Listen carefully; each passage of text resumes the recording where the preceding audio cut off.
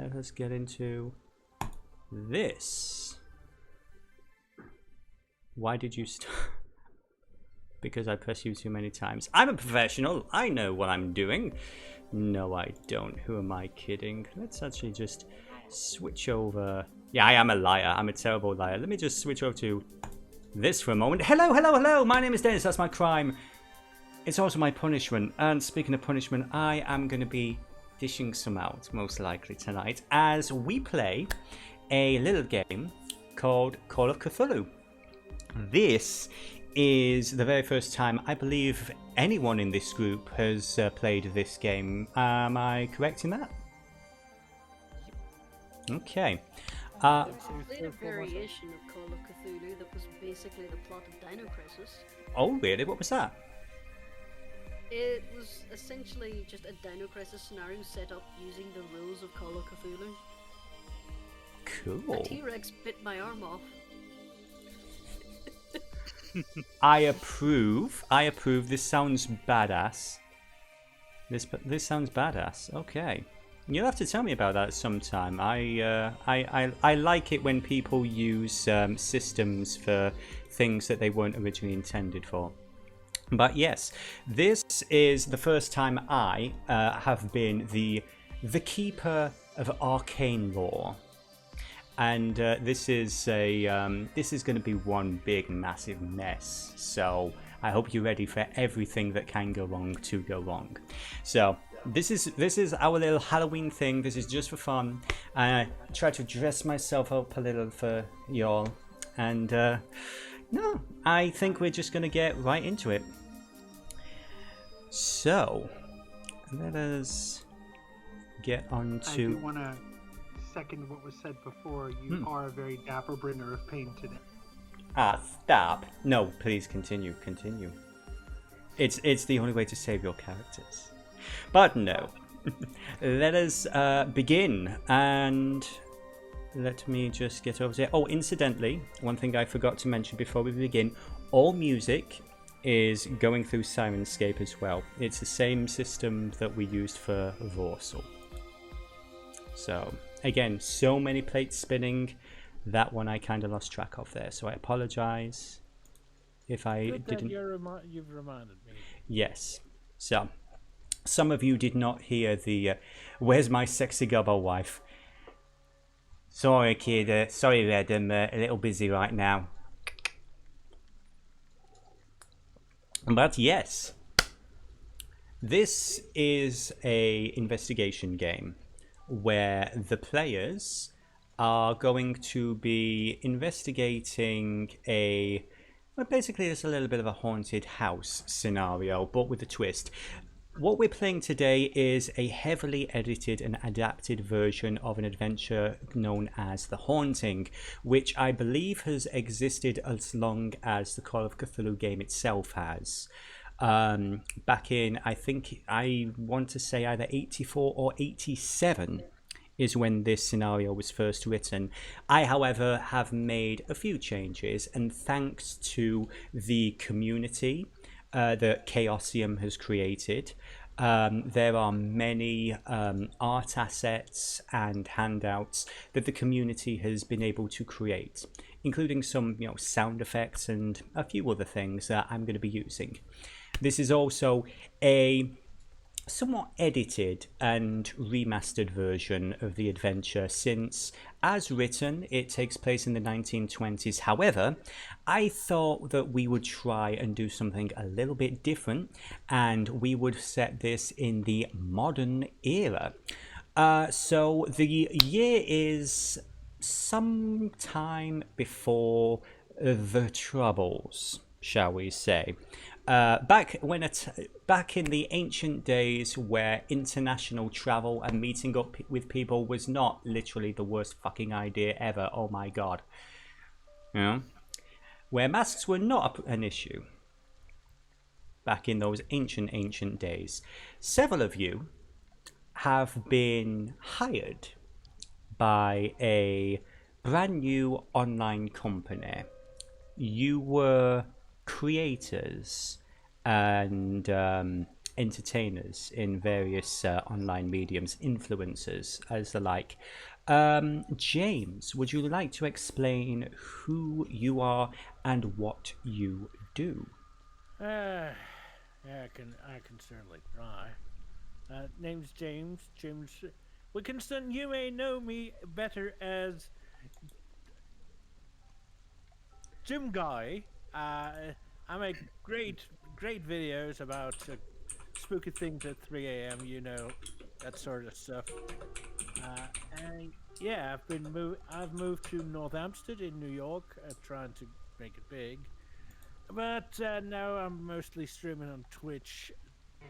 Some of these scary games, you know, five hot dogs at Barney's and the like. Terrifying, truly terrifying. Yeah. I tell you, I was scared so much that I had to postpone my next "Don't Call a Barney at 3 a.m." video. Next on the list, Alice, would you like to describe who you are and what you do? Sure. Basically, Alice is a paranormal YouTuber. She wanders around abandoned places, like urban exploration, and goes to like haunted houses and stuff, and streams for adventures. And she also has she carries around a spirit box. Really likes the spirit box. And For those of us who don't watch, haunted house videos, what exactly is a spirit box? Basically, it's a radio that plays. From my understanding, they play stations backwards, but they go through different stations really rapidly. It's like a few seconds each, and basically the thing is like if if you catch actual words or sentences, like ghosts use that to communicate, and any words or sentences that come through the spirit box itself are said to be from the spirits. Okay. But yeah, so it's basically she's a paranormal investigation YouTuber. She's late high school, just going into college age. Next on the list, Lydia, would you like to explain a little bit about who you are and what you do? Okay, Lydia Victoria Price. Yes, that's the most pretentious name. I did that on purpose. She is currently a photographer looking for any work, because she's homeless and living in her car, and she doesn't want to live in her car anymore. So yeah, also likes creepy and occultish things. She's stereotypical goth. Uh, you know, she's based on Lydia Dietz, actually. So, I don't know what else to tell you. She likes the occult. She takes creepy photos. She's got a traditional SLR camera, because that's how goth she is, I guess. Um, I don't know what else to tell you about her. She just wants to earn some money, man. Okay. That's beautiful, Bloody. That's awesome. Yeah, I love it. So, the three of you so here's a question. How aware are the three of you of each other and your work? Am I supposed to be an influencer? Because I didn't know that. I'm sorry. No. You are. I mean, here's the thing. The idea is that you guys have basically, you are off doing your own little thing, and you have been hired by this online company, and basically you get the feeling that this company, they've just been throwing darts at a board to try and figure out, like quote unquote thematic talent, or basically just like people that they can hire to make content, without much thought behind the content itself. So again, the fact that you're not an influencer is absolutely fine, because it just shows that these people who recruited you have no idea what they're doing, but hey, it's a paycheck. And speaking I of, misunderstood. oh no, not a problem at all. speaking of, we will find ourselves in Boston Airport in the first scene of our scenario, the Boston skyline. We already did that, so let's actually get back over to Boston Airport. And you are met, the three of you, by two individuals. One of them is this guy who's basically wearing a grubby white t-shirt, sweatpants, sneakers that are probably incredibly expensive, really thick chunky gold watch and chain, and bit of a, you know, like bushy beard and sunglasses. Next to him is another individual. Sephi, how would you describe your character and their attire? He's wearing a black bridge coat, so it's just above just his knee. White shirt, but top button's opened up. He's got a couple of arcane symbols in on a necklace, and he's wearing sunglasses. Okay. Yes, yes, he is. Oh, great! We Nice. found the. Oh, look, sir. Is there just currently going on a Blade cosplay convention or something? Lady, Funny. I'm very sorry, Sephi. You roboted out there a little bit. Can we Sorry. get that again? It's the Scouse. It can't handle the Scouse. No one can. Oh, funny. Yeah, we got the funny man here, haven't we? Yes, awesome. Very nice joke. This other person who's next to the well-dressed gentleman speaks in a very thick Russian accent. So, yes, you are people I hire, yeah? You are here to do ghost show? Yeah. Yes. Da, come, we go to car. I have other things to do. We have equipment. Payment is when you finish film, okay? Oh, also, this is expert. He is here to give us authenticity. Introduce. And he refers and he points over to you, Sephi. Hi, my name's Digby Jones. And as he just said, I'm your expert on the paranormal and the supernatural.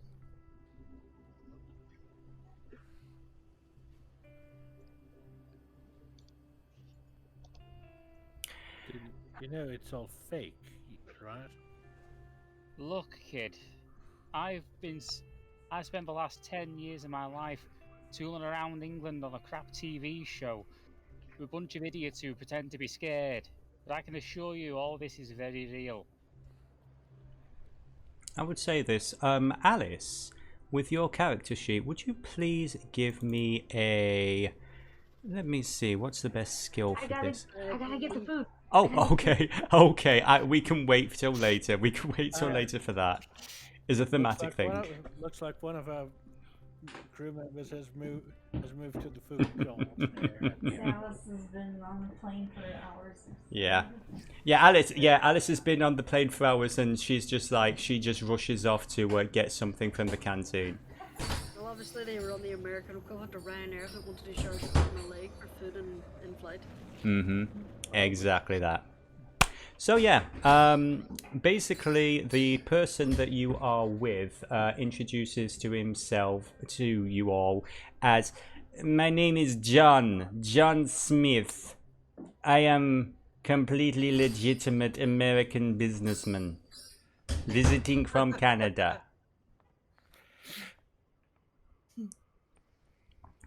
My website is paying you money to make film for, content. Everybody is doing the ghost these days. So, I go to other places that they don't go. Everybody does Winchester. Everybody does Asylum.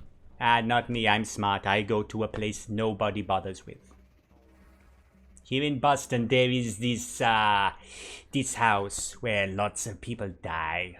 Lots of mysteries.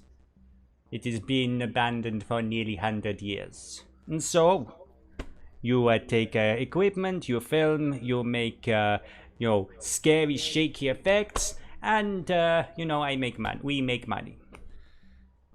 I can certainly do the shaky effect and the That acting good. scared.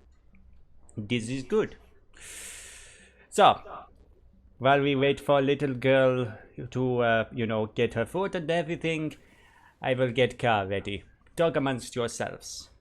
And Is she just buying all of the hot dogs at that stand? Looks like it. potentially, yes. The little girl seems very, very hungry.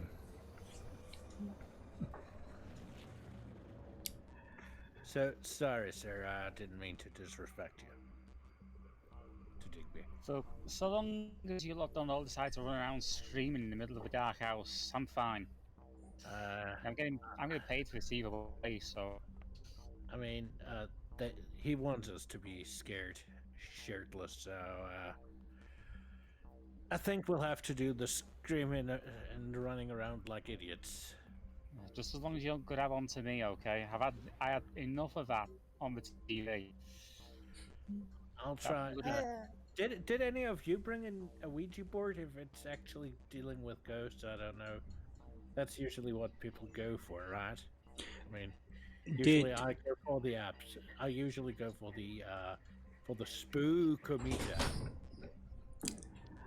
Lydia, did Lydia have a question there? Oh, I was gonna say something, but I've forgotten. I'm sorry. I got distracted. Not a problem. Carry on. I'm sorry that I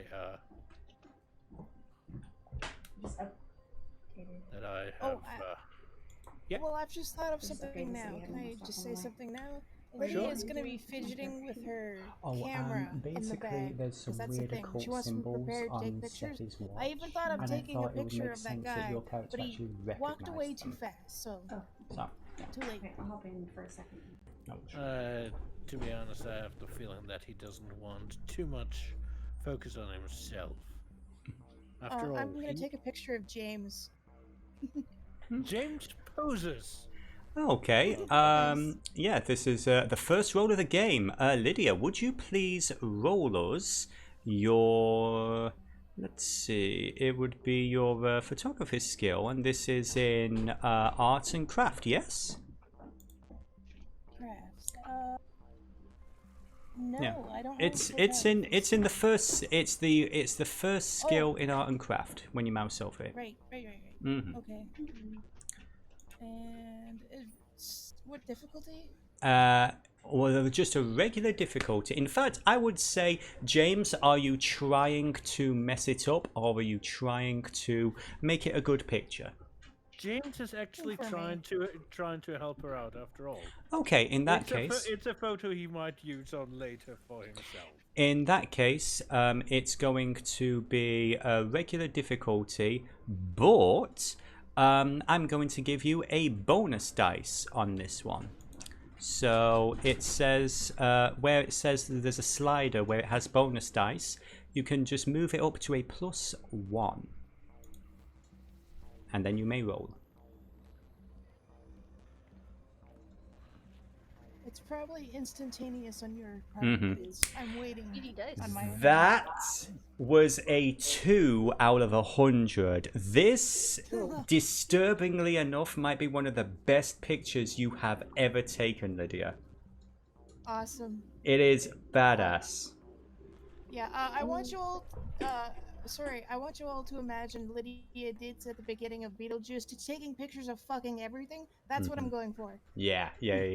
These pictures are going to be some of the best you've ever done. It's the Dutch angles, the lighting, so it's like, are these black and white, or are these like sepia, or are these just like regular color?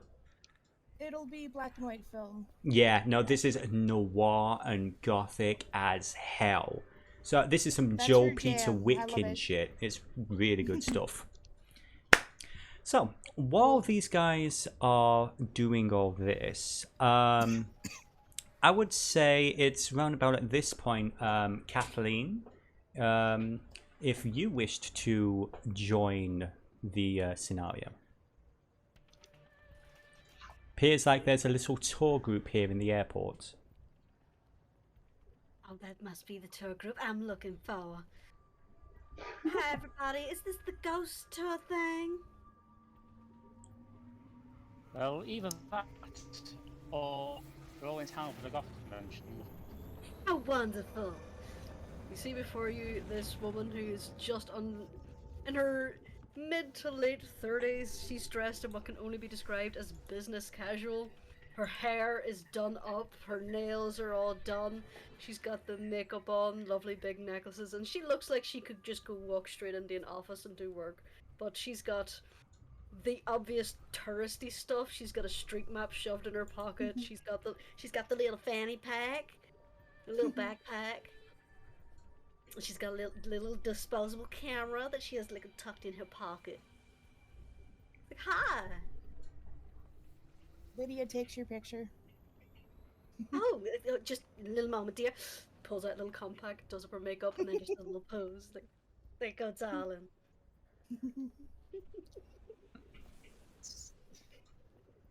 Love it.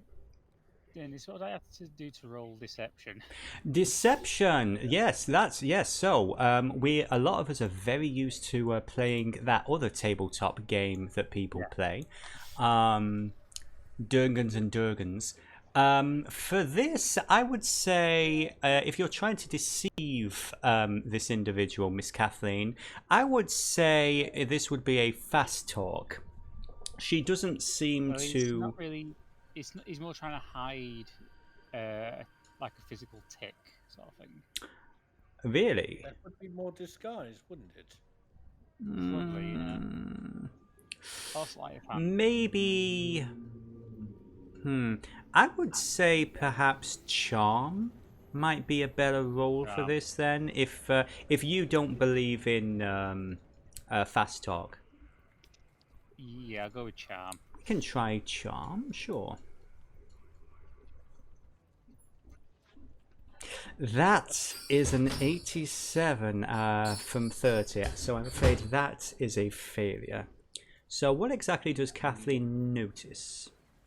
She notices the way his index finger of thumb are twitching.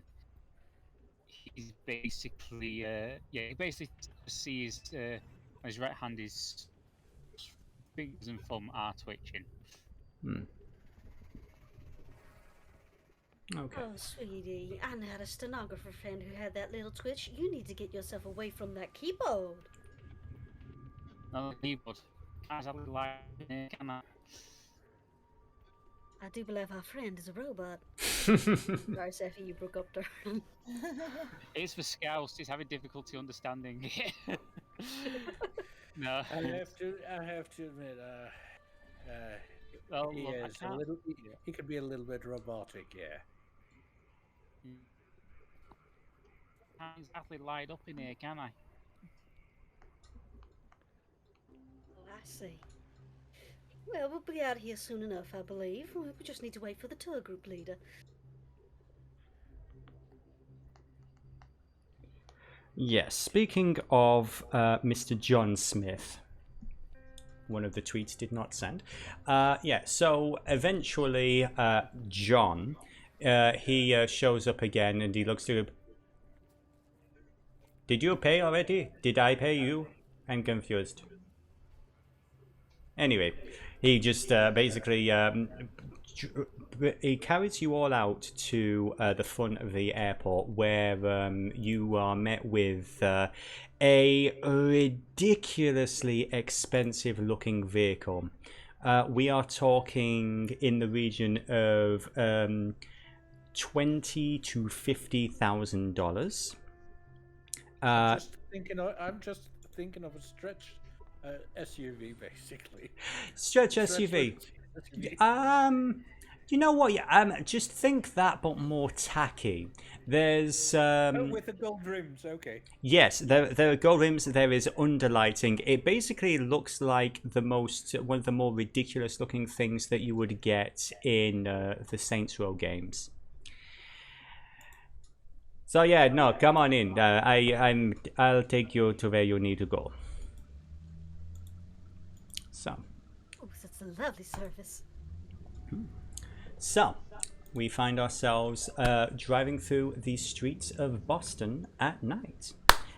So, basically, the main location you're going to is going to be this house. I'm going to mark it on the map for you. But in the meantime, you probably want to get some B-roll footage. You know, places do some research on the place. I Googled, but I, didn't print that much off. It's better if you actually go there and, interview some people, take some headshots, maybe take some shots of you reading, studying books and all that. It looks really good in the edit.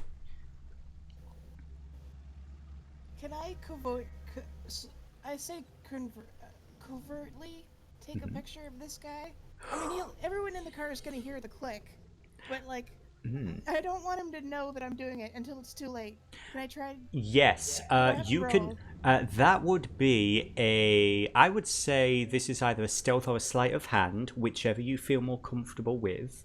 And it is going to be, I would say, because of the nature. Well, he's actually kind of paying attention to the road. And by the way, this guy is going ridiculously fast. The car is, it's going a little bit. Every now and then, it's off the side. He is speeding at one hell of a clip. So he's driving like a rush. Say again? Yes, please. Sorry, I missed the opener. No, we will recap. And again, my beautiful wife, I'm going to recap everything for Alice when she returns. But yes, you guys are currently speeding along down the street. So I would like you to make me whichever one of those skill checks you feel more comfortable with, but it's going to be a hard difficulty. Bloody hell. I'm being hired to commune with the spirits. I meant in this on this earth, not on their own turf. Ooh, that is a fail. Unfortunately, it's bumping around quite a bit. Luckily, he didn't hear the click because, again, you're pretty sure he almost he took off somebody else's wing mirror. Exactly that. So that was so perfectly timed. I love it. So this is an interesting thing about Call of Cthulhu. When you fail a roll, you can push the roll and you can try a re-roll. However, if you fail a second time, bad things can happen. So, would you like to try and push it and see if you can get another shot of sort of the side of his head as he's focusing on zipping down the line?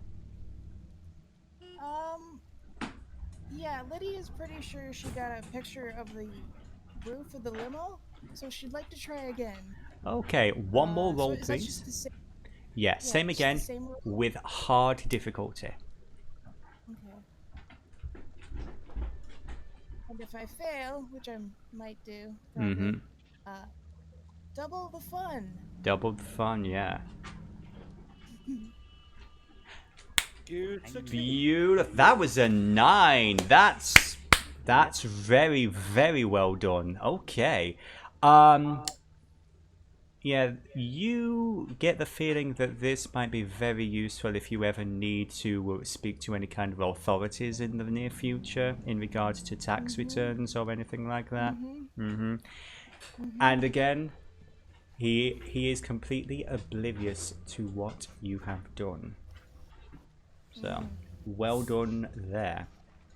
Now, and my camera is a film camera. That shit's not being deleted. I love it. Well done. So, as you guys are zipping along, he's basically heading off towards the Hall of Records, and he's going to explain about the B-roll and everything. He also has a document that he's given to Digby in the past. And it is in regards to the previous investigators who basically there's some time in the 1920s, which is basically 100 years ago now. Wow. There were a series of investigators who were researching the house, and they all they died in mysterious circumstances. And if you wish to see, I am going to show off. 1 second. These are. Let's see. Let's get this up. These are the investigators. Show players. Show players. Malcolm Granger. There's not much information, but this is what information that he was able to come up with in regards to people who either died or went missing in regards to this house around 100 or so years ago. And we'll just wait for Megan to join us before I summarize. But there is a... hey, how's it going? Okay, so, and there is a letter that is from a detective agency that is going to give you guys a little bit of context in regards to who these people were and what they were doing in the house. And as you are reading that, I am going to very briefly recap what has happened so far. So, you guys were at the airport. You were picked up by Mr. John Smith, who is absolutely not some sort of weird Russian dude who's on the run from the mafia or anything. And he is a completely legitimate American businessman from Canada. And he has hired you to make some ghost hunting content for the internet. He is currently driving you and a expert that he has hired off the street named Digby, and you are heading towards the library for some B-roll footage to interview some people about the history of the house. As you are going on, there is an old document that he discovered. It's basically how he found out about the house, and it is in regards to something known in the day as the Old Corbett House.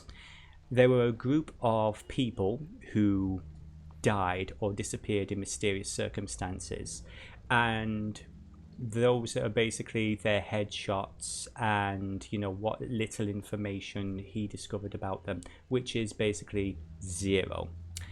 However, the main focus is going to be on researching the house itself and maybe interviewing some of the people who work in the Hall of Records to see if they can shed any more light on the matter. We all up to speed? Got it. Okay, so as you basically almost come to... Oh, and also Lydia, the photographer, she was able to take a snapshot of Mr. John Smith without him noticing. So, very good photographer. So, yeah, well done there.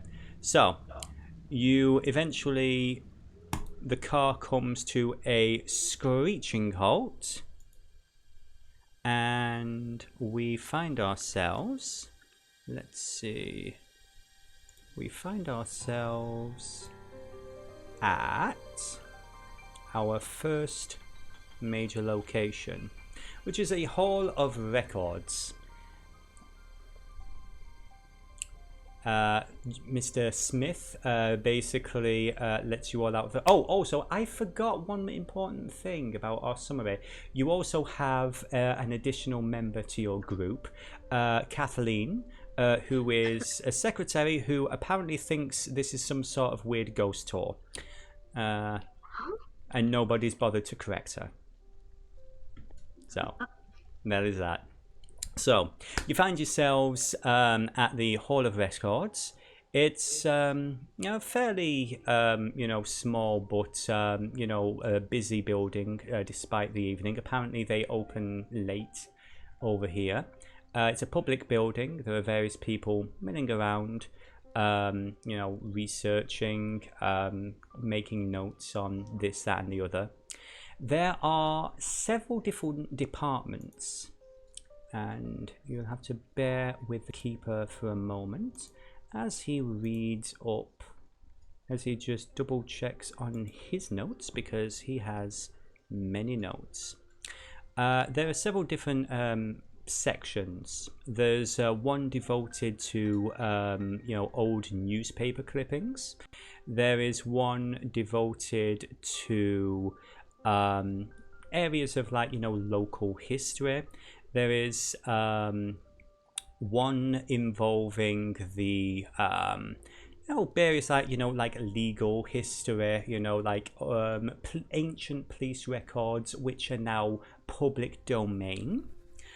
There is one involving let me see, and there's also stuff involving different branches of medical history, things like sanitariums, that kind of thing.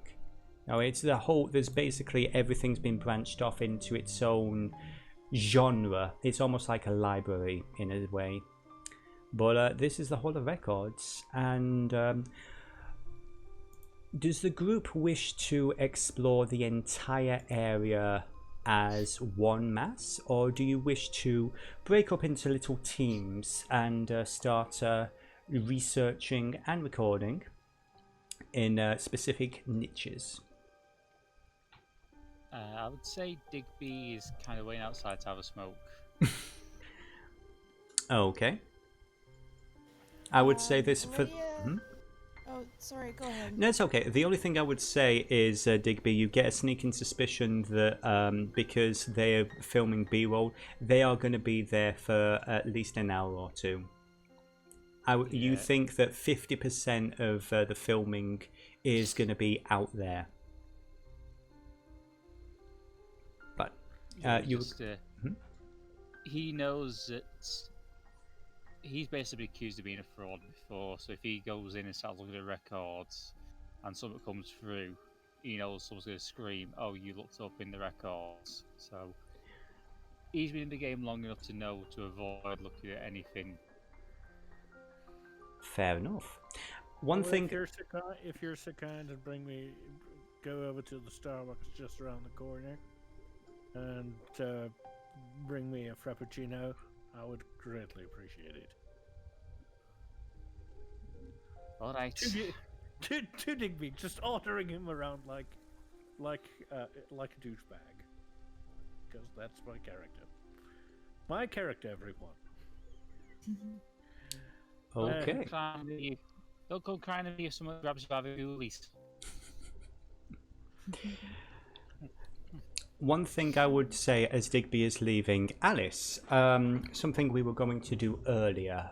Would Alice please make me a spot hidden or an occult roll? Either one is your choice. Whichever you think is appropriate, given Digby.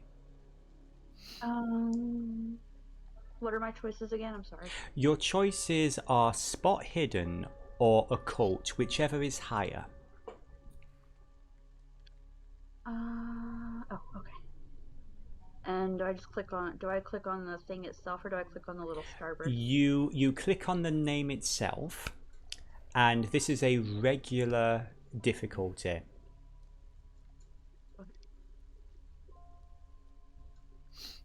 That is a 98. You can, if you wish, try and push the roll, which means you can try to roll again. However, if you fail a second time, there may be a consequence. Okay, question. How do I tell that I failed? If you look at the chat, if you see the chat window, it is in red. You rolled higher. So you actually rolled incredibly badly. That was a 98. Yeah. So in this game, we're trying to roll low. I see. Okay. Mm-hmm. Yeah. Can I try again? You can push it if you want. You get a look at that wrist. Show me the wrist. That is a success. Well done, Digby. What would she understand about the symbols on your wrist?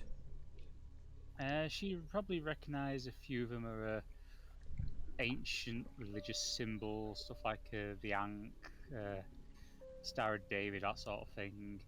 A couple that she may not necessarily recognise. Like there's one with the little half man, half fish on it. I would say with Oh. a occult skill of 50, this little girl may surprise you with what she knows. More than likely. Hmm. Well, real life me has no fucking clue what. Yeah. Oh. So if It's you early wanted to morning. explain, if you You- would like to elaborate, Sephi. Yeah, you would recognise the fish symbol as belonging to the Esoteric Order of Dagon. Yeah. And what would what would she know about the Esoteric Order of Dagon, or rather, what does what is the general consensus on this group? It's generally believed that they were a bunch of wackos involved in an incident in a place called Innsmouth back in the 1920s. Some kind of smuggling operation that the FBI busted, but they were basically involved with a lot of major magical groups of the day, like Aleister Crowley's mob, people like that. Mm-hmm. So yeah, as Digby's heading off, Alice, he at least seems to know something about what he's talking about. Might be someone worth keeping an eye on. Okay. And I think Lydia had something.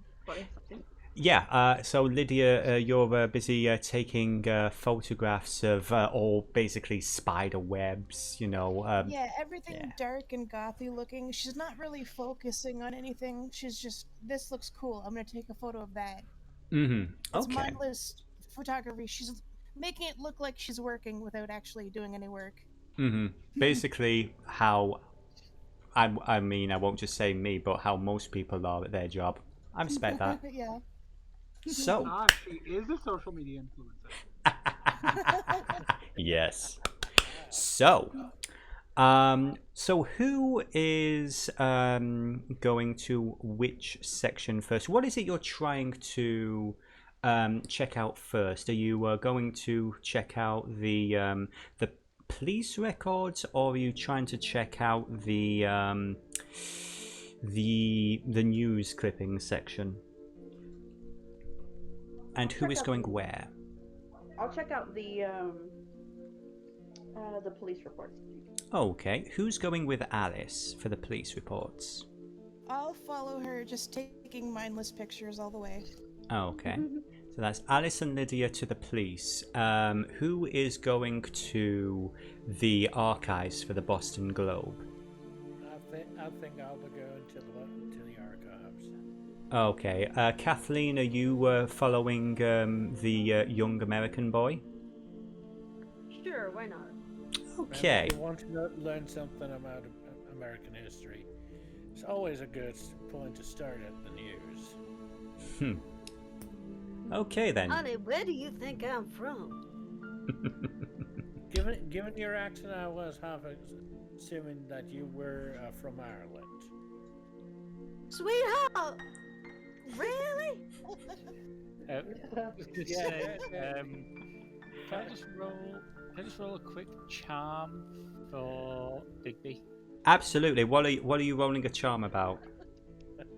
Basically, he's going to give a false name for the coffee order. Okay. Yeah, absolutely. Let's go for that. Is it Jimbly? I bet it's Jimbly. No. Okay, one second. I need to. No. Okay, it popped up and then disappeared again. Oh, your character sheet? No, the character sheet is fine, but rolling popped up and disappeared again. That is an odd one. So let me just just turn. roll. The investigation music is very loud there, Yowza. I'll just roll a D100 and then it needs to be 30 or lower. Yes. Oh my gosh. Bloody hell, what happened there? Math. There might have been an issue there, but I would say out of all your rolls, not a single one met 30 or low. So you just so here's a question just before we get back onto the main topic. How long has Digby been in Boston? Boston, only a couple of days, but he's been in America for about 5 years now. Yeah, it's like, hey, wait, aren't you that guy from that show? So, You mean in Most Terrified, yeah. oh yeah, man, that sucked. Easy Tell me coffee. about it. Yeah. Unfortunately, yes, you are very recognized even here. Well, Mine. here's the thing, he actually does say, just do us a favour. When you're writing on the cup, can you write, I'm a Pratt? Sure. I mean, hey, it's your dollar, whatever, man. The barista, who is not paid enough to care one way or the other, is going to write. Digby will give him a very generous tip. Oh, thank you kindly. Appreciate you, sir. I don't know why I'm Southern living up in Boston, but here we are. Okay. So. Yeah, it's about as Bostonian as Kathleen is. You're a mass plant. It's okay. Kathleen's not from Boston. Kathleen is, I believe, from the South. Exactly. Yeah, Exactly yeah. There you go. what I There you was go. going to That's say. there you go. But anyway, back to the research hall. So we are going through with Kathleen and James, and we are looking through the newspaper clippings. As you head through to this part of the library, you see this the clerk at the desk. It's fairly a little bit bookish, thin, very thin pencil mustache, like like fairly thick glasses, thin hair, almost thin mouth. There's a certain you get the impression that a stiff breeze would blow him away, and you see the name badge, Artie Wilmot. So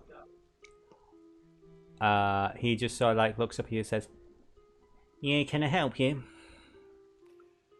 Yeah, I'm here to research a few things, and I would be very interested to see the newspapers from around, say, 1920 to 1925. That's possible. Sorry. Anything that's 100 years old and everything that requires, special handling. We can't really just let anyone from the public walk in and, touch artifacts of that nature. We do have digital records, of course, but you do need a card in order to access them. You do have a card, do you, sir? Oh, yes, certainly I do have a card. And he pats himself down. Clearly, he does not have a card to those who know him. But he is trying to fast talk our friend the clerk. Okay. Letting him use the systems without having to present a card. Okay. Give me a fast talk if you would be so kind. And just before you do that, yes, fast talk is absolutely fine. He's trying to bluff him. Just a regular one, or do you want me to have it? No, a regular roll is fine at this point in time. That's I'm very sorry. If you don't have a card, you're not going to be able to access the delicate, important historical documents, sir. Good day. And he goes back to... understand that, honey. Unfortunately, I have arrived from out of state to look into this particular matter that I believe can only be found here. I will only be here for a short time, so would it be possible that I could use my passport as collateral? Allow me to peruse the documentation. Mom, that's not exactly how we do Oh no, I mean, yeah, fair enough. He's like saying, it's not really how we do. And you actually put the passport down and you start walking away. Say, legally, I can, ma'am, fuck. You basically is one of those things where it's like he's legally not allowed to touch this because it is a legal document, and he was working in a government building, and it's like you've just walked up and it's like fuck. So he's not stopping you, but he's probably not helping you either. So you guys currently have access to documents. Now that you are in the section, I would like both James and Kathleen to give me a library roll. What is the actual name of this? Because it is an actual skill, library use. It is an actual roll because that's the kind of game this is. Unfortunately, I don't have very good stats in this, so we'll see. Don't have library. I would say this. I will allow either that or maybe a spot hidden. Oh God! Yeah! Oh, spot hidden. It's dead, but it's far too late. Why am I suddenly seeing these stacks of books starting to do the domino gag? All the way down. Boom, boom, boom. We will... I think we might come back to you guys later as I think of something in response to I feel like Kathleen that. is too busy giving him a tongue lashing to be paying much attention. Yeah. Or she sits down and she's like, now let's look at this wonderful book, and then she sneezes and the book disappears.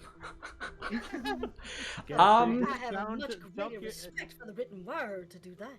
Yeah. I'm more likely to eviscerate this poor, uncultured fella who did not think that I am an American. I am terribly sorry about that, ma'am. For some reason, my mind just slipped. It's been a long, kind of confusing day, I have to admit. So, I actually do need to try and think of how I'm going to resolve those roles. So, while I let you stew for a little bit, we're going to head over to the old police records section of the library. And let's see. So over here, Alice and Lydia. The clerk here is a young man by the name of, the name tag says Kim De Boon.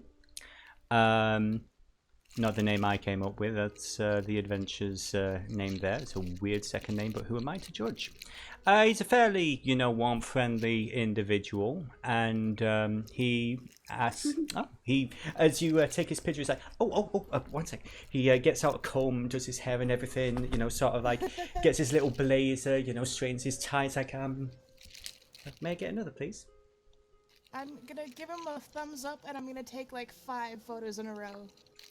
Oh, thank you very much, miss. Appreciate it. So what can I do for you ladies today? I'm just gonna look to Alice and be silent.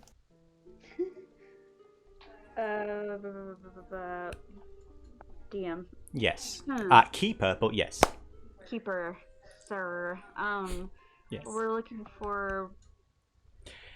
What you are here to do is you are trying to find information and history about the house that was mentioned in the letter. So you are trying to basically get some records in regards to this particular address, what its history is. And if you can, like, basically get some screenshots of it, and basically get a little bit of context before you actually head over there. Okay, right, I forgot. Okay, I'm speed reading the letter real quick. Okay, No then problem. I would like to access any police records you have about the Marcario family. Marcario family? Let me just get into our system and see if I can find anything out about that. Refresh the. I threw a lot of you at once. Marcario, which group were that? Who was that? The ones that were okay. It says Mr. Noss has been able to rent it after the last tenants, the Marcario family, were involved in a tragedy. I see. Okay. Or anything related to the house located at 31 Chatham Street. Yeah, there does seem to be something there. Give me a couple of minutes and I'll see if I can find something out. What I would like you to do is I would like both of you to give me a... On his behalf, on the NPC's behalf, since he's kind of doing the research for you, if both of you can give me a library use roll, and we can see which bits of information you are able to recover. Okay. That's pretty good. Yeah, that is a 16. Okay, let's double check if there is any information there. Mercurio, let's see now. Because I've actually not listed this based on names, I'm actually going through all of the handouts to make sure I'm giving you all the right handouts here. There was something to do with that house.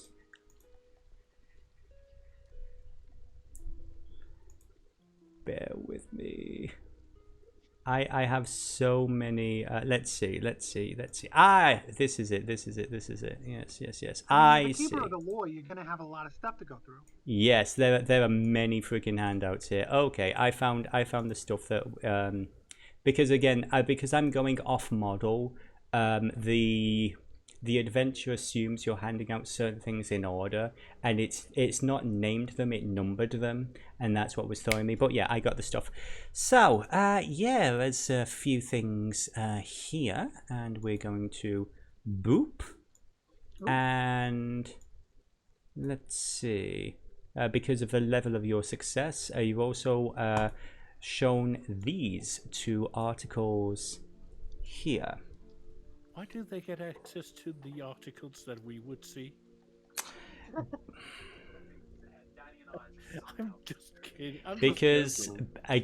Because Megan actually mentioned the name Mercurio, and that's the first thing I saw. So it's all because of the reason. All right. Can I make copies? Yeah, absolutely. Yeah, that's not going to be an issue. Yeah, let me just get this taken care of a moment, and he's going to send the files to the printer, and you get a couple of copies. Yeah, like I say, statute of limitations is long in the past. I mean, again, this is like 1920, well over 100 years now. I was going to say, chances are we will have the reports in both archives, so... I didn't follow a single word of that, Sephi. I'm so sorry. Yeah. Chances are we would have copies in both archives. Yes. Basically, yeah. Because it's all the same building. Well, I figured I'd make copies and share them with the group if anyone was interested. Mm-hmm. At this point, Digby's returned with coffee. He asked the woman on the desk, the American lad and woman have gone off together. Okay, yeah.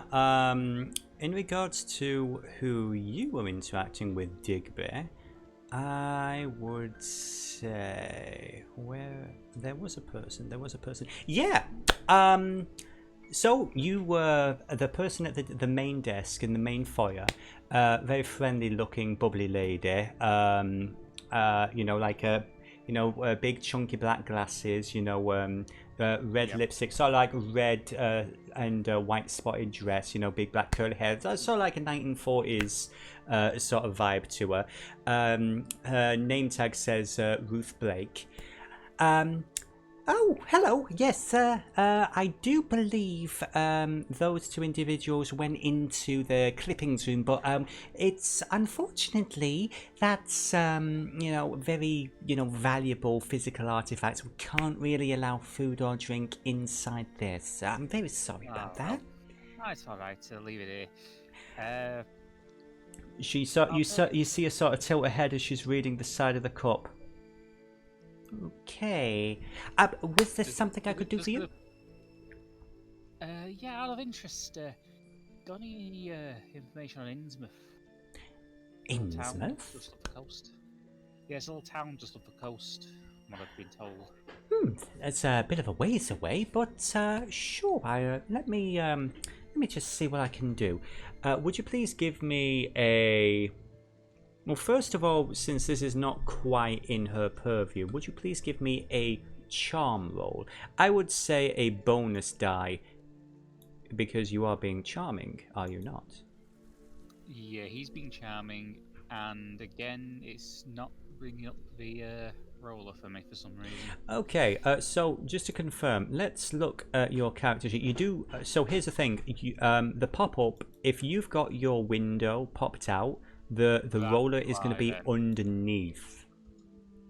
Right, that would be why, because I've actually got it moved to the side and I couldn't see it, so I'm just going to try and roll again. Yeah, it's brought it up now, because I had it popped out. It's just a regular difficulty. One bonus dice. This is, I would say, one bonus die because you're being charming. Okay. You are very charming. And she's like, by the way, I really loved that show. You were my favourite thing on it. Oh, thank you very much. Yeah, so let me see what I can do. Innsmouth. And she's going to spend a little bit of time. The keeper has nothing prepared for Innsmouth, by the way, because it is not the purview of this adventure. No but worries. Because you just made a 7, which is a very good roll, what would you like to know about Innsmouth? He basically wants to know, because he's not really been told much more about Innsmouth than he already knows regarding. There's a group there called the Esoteric called Dagon. He doesn't know any of the actual details of the Devil's Reef incident or exactly what went down there. Okay. I would say that any kind of records in regards to that would be closer to the city of Arkham. Arkham, Massachusetts is where you would need to go for physical information. Most of that has been locked away. With a 7, I would say there are a few names that crop up in relation to that. One of which would be references to an archival company referred to as the Ilist League. That is, and I want a occult roll from you. Occult roll. At that name. Because this is where we're going completely off the roll. You have heard of the Ilist League. This is a private organization that you have heard several times. They are in various cities around North America. One of them, one of their clubhouses you did try to get into and you succeeded briefly. The best way to describe it is, think of it similar to the Magic Circle in LA, a very private and exclusive club for people who have interests in the genuine paranormal, or at least in terms of academia and study of things that most people would not consider real science. There are some very unusual and eclectic names that are connected with this organization, and you have tried to get in and find out more about them for some time. Every single advance has been rebuffed. I had a feeling that might be the case. Oh well. But that is all that you get from that, I'm afraid. Yeah, you make sure to thank Ruth, and then he goes to the tipping room. She blushes and she says, "I hope you have a good day. Thank you." You Yeah. too, dear. You too. Yeah, you have made her day. So, okay, back over to Ruth. Not Ruth. I'm so sorry. To Kathleen and James. I would say with that disastrous roll, the only thing that I can think of is it wouldn't make sense that you would actually damage the documents, but I would say that because of your stunt with the passport, security has been called over. And you are not being escorted from the building by any means, but you have been handed your card back. Your passport has been returned, and the rather twitchy Artie and the security guard are both trying to politely request that you vacate this wing of the building. But meanwhile, James, as you are heading through the various records, you do find a few things that are tangentially connected to the location. There was apparently a article that someone was working on in regards to the house, but it was pulled. This article never aired. This was never shared with the public. Quickly pulling out the mobile phone, snapping a picture of the document, and then sneaking it off, basically, just to make certain when he hears the ruckus of the security arriving. I also want to double check. So you also, because you are in the Boston Globe, you also have this that pops up in relation to the house from one of the owners, an obituary in regards to the individual in question. Let's see. And I think you had the other two Boston Globes. Yeah, that is everything to do with the Boston Globe. I mean, I would probably find the copies if I were looking 5 more minutes, but time is of the essence. It's a good thing the other party found them in the other records. Now, Lydia. So you guys are basically meeting up again. You're trying to collate information. Is that correct? In the main foyer. Yeah. Yeah, there is a basic. There is. Gentlemen, return my documents like that. Oh, you're so polite, and don't you look so sharp in your uniform.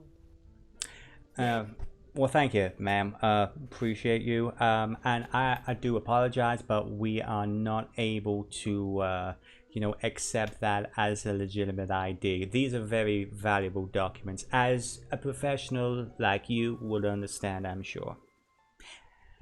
And I'm sorry, sweetheart. It's just down in Louisiana where we do allow people to put out their passports for such things like this for temporary access. I do apologize for the misunderstanding.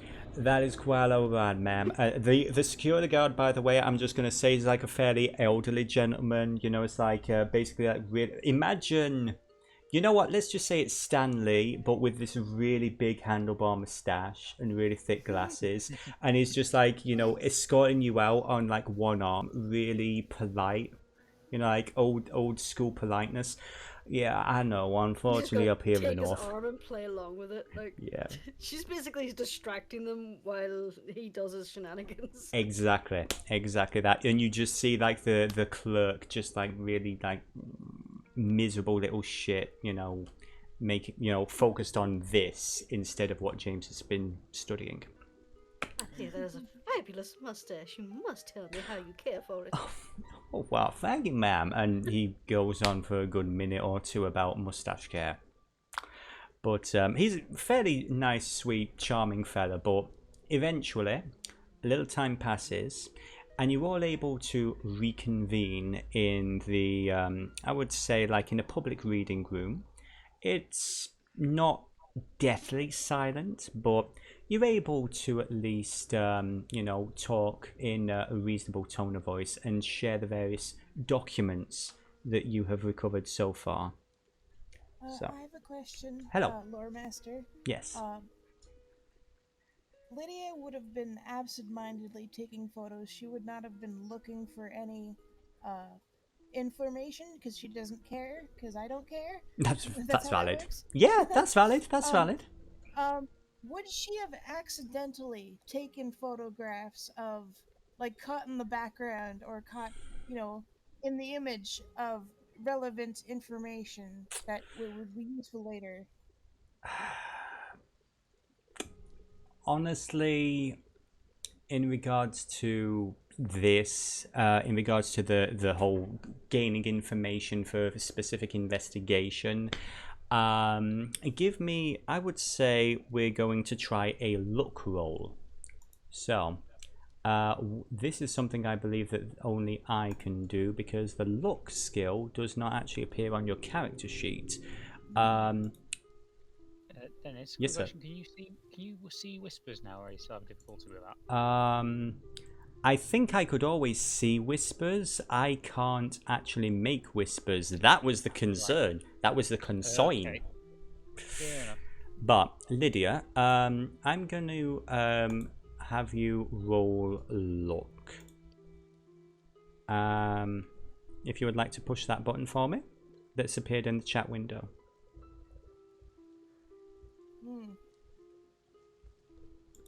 Sorry, just waiting. Not a problem.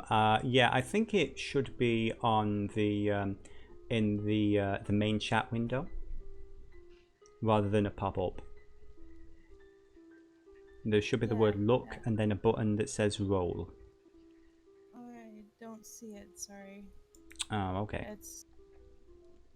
I don't see one on mine either. Oh, I think it's. Oh, let me just change it to public. I'm gonna do it one more time. Let me just. Again, we're all learning. We're all learning. It's a new system. There you go. Can you see that? Yes. Awesome. Just click roll. Yes, please.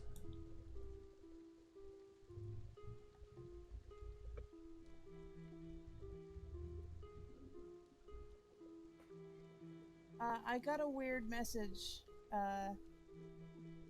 and I don't see the roll. What was the weird message? I'm sorry, I closed it. It was all red letters. I see. Bear with me a moment. I'll roll for her if that's okay. A 41. That's a success. So okay, yeah. Again, we're still learning the hardware, the system and everything. So yeah, I would say that Lydia, as you're snapping around through all the notes and documents that the clerk was searching for you and Alice, I would say you would actually get something in regards to... Let's see, there was something to do with... because you were in the police records section. You see something involving... You don't know what it is in connection to anything, but you would gain these two documents. One involving a police raid and one involving the arrest of a basically involving the escape from a prisoner from a asylum. Okay, now I have to throw a complication in there. Mm-hmm. She's using film, which isn't developed. So she's not gonna know she has this information, does she? Is she? Unfortunate, but yeah. How many pictures have you snapped so far on that roll of film? Many. Like 100. Mm-hmm. 100 on one roll of film. You have the biggest roll of film ever. We will see. We will see. In regards to a look, this is up to the keeper, and I would say the information may fall on into your lap at some point as it becomes relevant. Shall we say that? Okay. Sure. Okay. So, you guys have various documents in front of you. Have I have a you? question. Yeah. Yes. Yeah, that's a good question, So, Alice. where did she see these? Would they have caught my eye? This was stuff that flashed up on the screen as the clerk was going through things. Yes. Okay. Did Did you want him to try and print off a copy for you guys as well? Yes. Oh, let me see. I'm not too sure if that's relevant information, but you know what? Sure. I mean, the guy did go to a institution. Yes. They might be connected in some way. So you basically have these handouts here. So basically, you all have these various documents, these various bits of information in front of you. And this is the part of the game. Again, this is an experiment here. I want you guys to try and figure out what is going on from these various documents. So,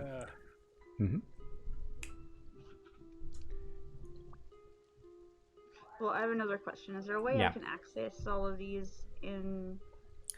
Yes, if you go to the journal tab on the journal entries in the Foundry, there is a folder that says handouts. There was a subfolder that said past investigations. You should be able to see everything in there. And you should also see a few of these handouts here. Okay, I'm going to post in the player chat what shows up for me. Okay. Yeah, I I'm only not- see I'm not getting the that. haunting, and inside is just the quest tab, and then the haunting, which is a Broken Text document. JSON file. yeah. That's all. Yeah. Oh, so you guys can't actually see that even though I clicked show to players. Yeah, you showed them to us in the way that they popped up for us, Yeah, but they are not accessible to Yeah. us. I see. Put him That- in the random streaming. What's there? I see. I will say this. If you look at the screen that I'm sharing on Discord, then that is going to give you guys a better shot at them. So, again, I thought it was a case of once I've shared them, you can see them whenever. Unfortunately, that is not the case. So we'll take a little bit of time to. So we probably want to hide that first of all. They're clearer on the stream, I think. So I'm going to take a picture. Okay. I was going to say, Dennis, did you get those whispers? It's been a long time since I've had a tasty whisper. One of my favorite chocolate bars. But yeah, let me. Yeah. So yes, I see that. Very, very cool. No It's worries. like when anyone goes to this place, then lives there for a substantial amount of time, they go absolutely crazy. Yeah, I mean, that's kind of what this unpublished article actually says. Immigrants, violent attacks. When people felt either they go and go crazy or they go and get very, very sick.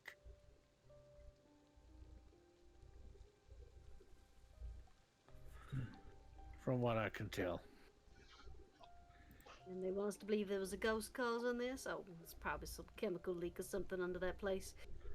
It'll be interesting to find, though. Mr. Digby,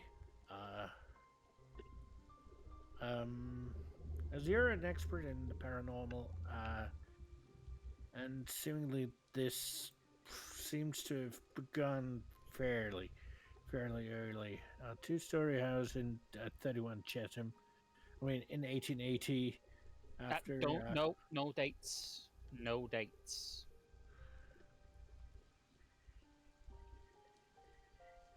Why no dates? Because when you've been on TV and people see you talking to the dead, they tend to think you're cheating. Know what I mean? You go into the office, you find out stuff before, and then you put on an act. I'm just saying, you wouldn't be able to make anything out of the symbol that Mr. Corbett is wearing on this picture in the newspaper from the obituary. Digby's going to very carefully place his hand over the text to have a look at the picture. Okay. So we're looking at the photograph of, and I'm just going to bring it back up because I literally just closed it. But we're going to have a look at the obituary of a Mr. Corbett. Is that correct? That is correct. Okay. I'm asking him if because I see the cross, and maybe Digby has any idea what it might mean outside of the very, very obvious. Okay. Not a Templar cross? Yep. Should I roll a cult for this? Yes, please. Okay. I have a question after this one. Mm-hmm. Okay. There is something a little bit. So here's a question: is Digby the sort of person who gets, shall we say, vibes? He does, yes. You don't feel good. Oh, well, there is a very cold chill that you get from looking at this picture. Or do you get the feeling that the picture is looking at you? Oh, that's brilliant. I would like to do something to Digby, if I may, and Yes, you may. you will give me one moment, as I would like to do this to Digby. Okay. Sanity check. Please. You feel very uncomfortable, but you shake it off. You don't like that picture, and you really don't want to be looking at it right now. Yeah, he just hands it back. Alice, you had a question. Yeah, with my occult knowledge, could I check to see if I can think of any demons or spirits or any kind of paranormal thing that would have the traits of the spirit that was in the report, the burning eyes and... Yes, I actually would allow that. Yes. Give me I would say a cult roll. Given the specific information you're looking for, I would say with a bonus die.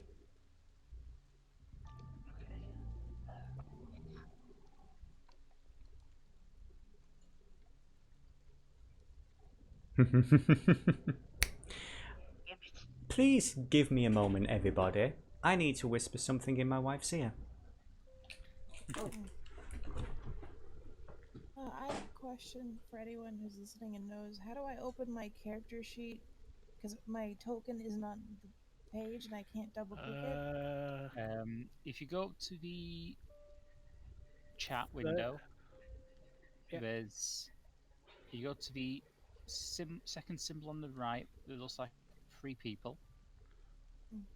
Click on that. Click on the investigators, then the haunting, and then to Lydia.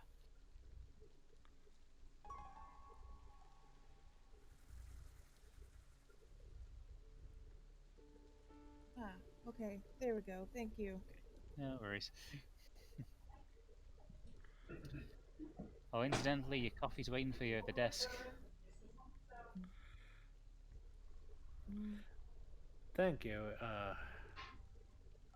I hope it wasn't too much of a bother for you. I know that it might be beneath your pay grade.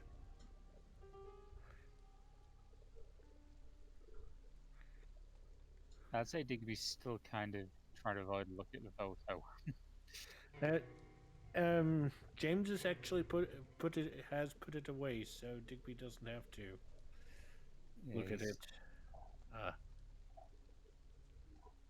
And yeah, James is slowly making his way over to the counter. Unfortunately, neither his coffee nor the lady are there because Dennis is currently moved aside. So, that is the information that Alice has in regards to that very good roll. Now, whether or not she wishes to share anything is entirely up to her. So, you have the general impression that this house has a little bit of history. Digby has the impression that this Mr. Corbett in particular is... There's just something about those eyes. So the question that I have is, are you doing any more research on Mr. Corbett specifically, or are you going to head straight to the house? Do you have enough information?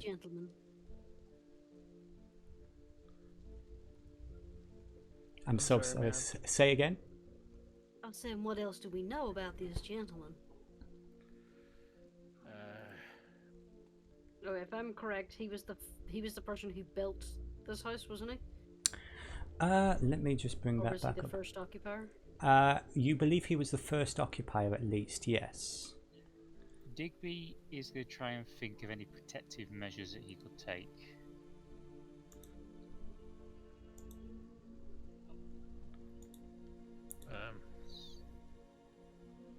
So I'm assuming another occult roll, or protections. That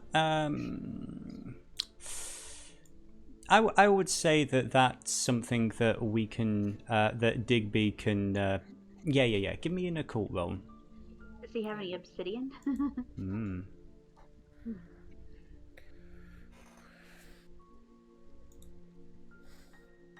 Let's see. You make the necessary preparations. You think you've got a. You think you are reasonably protected from any kind of exterior influence. How that's going to come into play, we will discover later in the day. So, you can do a little more research in regards to Mr. Corbett, or you can head to the house itself. You know what? James is going to make his way over to the front desk. Mm-hmm. Okay, you meet Ruby. Hello. Yes. How can I help you, sir? A friend of mine brought a cup of coffee over, and he told me it was here in your care. Oh, yes, of course. She hands over the coffee. What is on the coffee again, Digby? He had the name Ima Pratt written on it. Yes. Typical for Starbucks, they never remember the name. Digby is going to very discreetly try and take a photo, making sure that James can clearly see you drinking from a cup saying Ima Pratt. Long game on that one. I don't even want to make you roll. That's just beautiful. That's He just goes souvenir. I will hand you that because that was clever. I didn't see that coming. I just thought that was an insult. I like that. That's good. I'll remember that. But anyway. But yeah, ma'am, I do have a question. Do you have access here to the death records? Oh yes. We've got a whole bunch of archives in regards to the city and everything. What is it you're trying to find exactly? I'm trying to look up a really old one of a Mr. Walter Corbett from who was born around here, died in 1866. I would like to see the the records on that if you have them available. Alright, bear with me a moment. I'm a little bit busy. Let me see what I can do. Give me a charm or a library use roll, whichever you feel comfortable using, whichever is higher. Since he's trying to smooth talker's way, I would say it's more charm than library. Then you can let us try to charm this very busy lady. Oh, I'd say Digby's gone outside for a smoke now. 1 second. Oh, great. Now it's popping in and out again. Sorry, 1 second, please. Out of I'm interest- apparently now. Oh no. out of in- Charm, regular, or was it difficult? Sorry. Just a regular difficulty. And what was the question, Sephi? Would Digby be able to phone any contacts he may have to get a bit of ID on this symbol? You could, yes. Again, it's like I would say you could essentially you could Wikipedia it. You know, that would come to either a technology role or again, mechanically it's a library use role. It's just knowing where to go for the information. Right, I'll just have a quick You know, check and see which and is better. if there is somebody who is blocking you from getting to that information. Okay. Can't see technology roles, so I shall go with library use. Yeah, you have again just for the future. Oh, computer use. Yeah, computer Found use. computer Yeah, yeah. Library use is a little bit higher, so I use library use. Okay. Oh dear. Oh dear. So, James, unfortunately, she does have this lady does seem to have a lot of paperwork to do. You can try and push the roll and see if you can get some more information. If not, unfortunately, she has other things to do. How is that? Is there truly no way you could get me the information? I'm trying to push it. Yeah, push it. Even though with a 20, it's really, really hard. Yeah, give me another roll, sir. Yeah, he's completely fucked up. She's like, look, I'm very sorry, sir. I do have other people to, and you do notice because she's basically the main receptionist at this place. There is a line of people forming behind you. I will make a note and I will try and get that information to your group as soon as I can. In the meantime, sir, and she heads over to the next person, Digby. Unfortunately, it seems like all these, commercials and emails that you've been getting on your phone for Viagra, or whatever else you've been clicking, you naughty boy, your phone is currently bricked. He shouldn't have been typing into Google, tell me all about the stiffs. You know what? I love it. Yes, that. Yeah, your phone is currently bricked. You're going to have to do a system restart. It's going to take you a minute or two there, I'm afraid. So, is there anything that anybody else wants to try? Does anyone else want to try and check out the basically go into the Hall of Records physically and research something? Or are you accepting your failures and moving?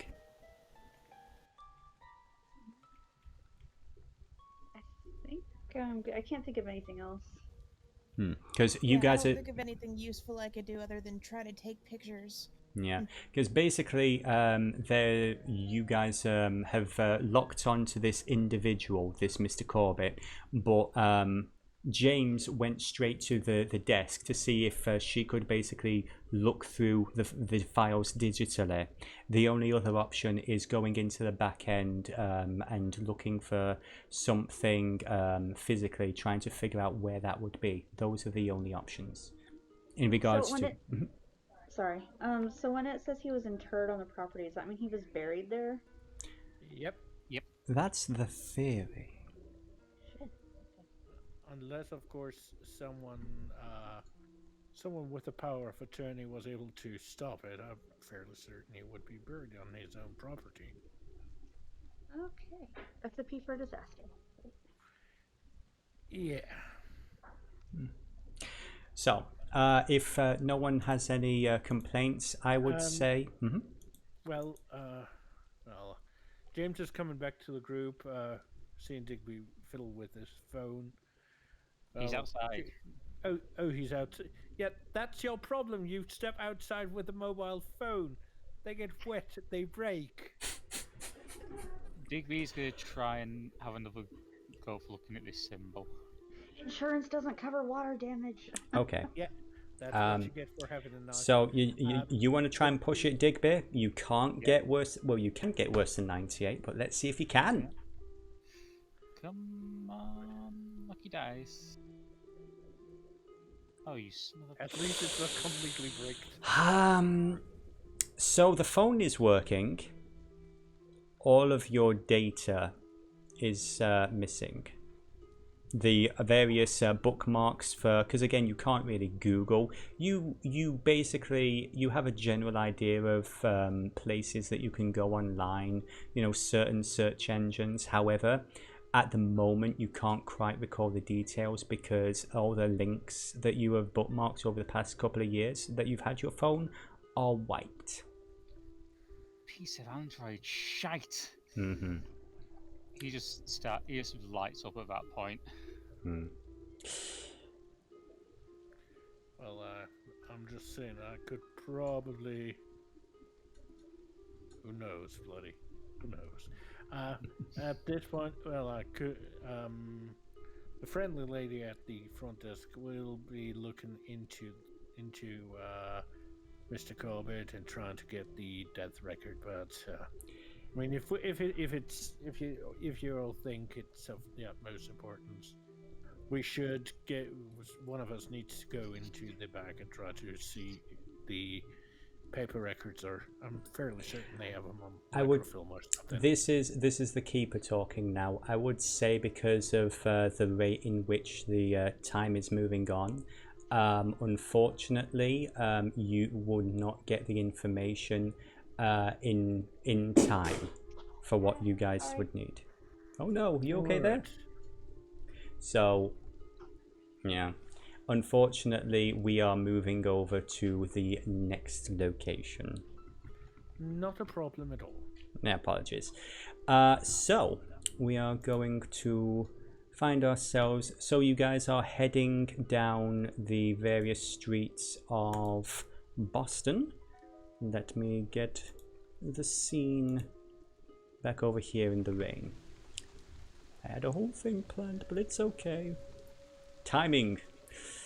So you are consulting the map, trying to find the particular street on which the Corbett house is located. Who is? My no one was reacting to my jokes. Apparently, I've been muted. Oh no! Oh, give us. I was going to say you've been quiet for a bit. We were worried. Oh Jesus! No, I was just gonna say this is one of the more intriguing ghost tours I've been on. They've usually just tell us the stuff instead of getting us to investigate it ourselves. But this is fun. Also, I may have broken Megan. Digby.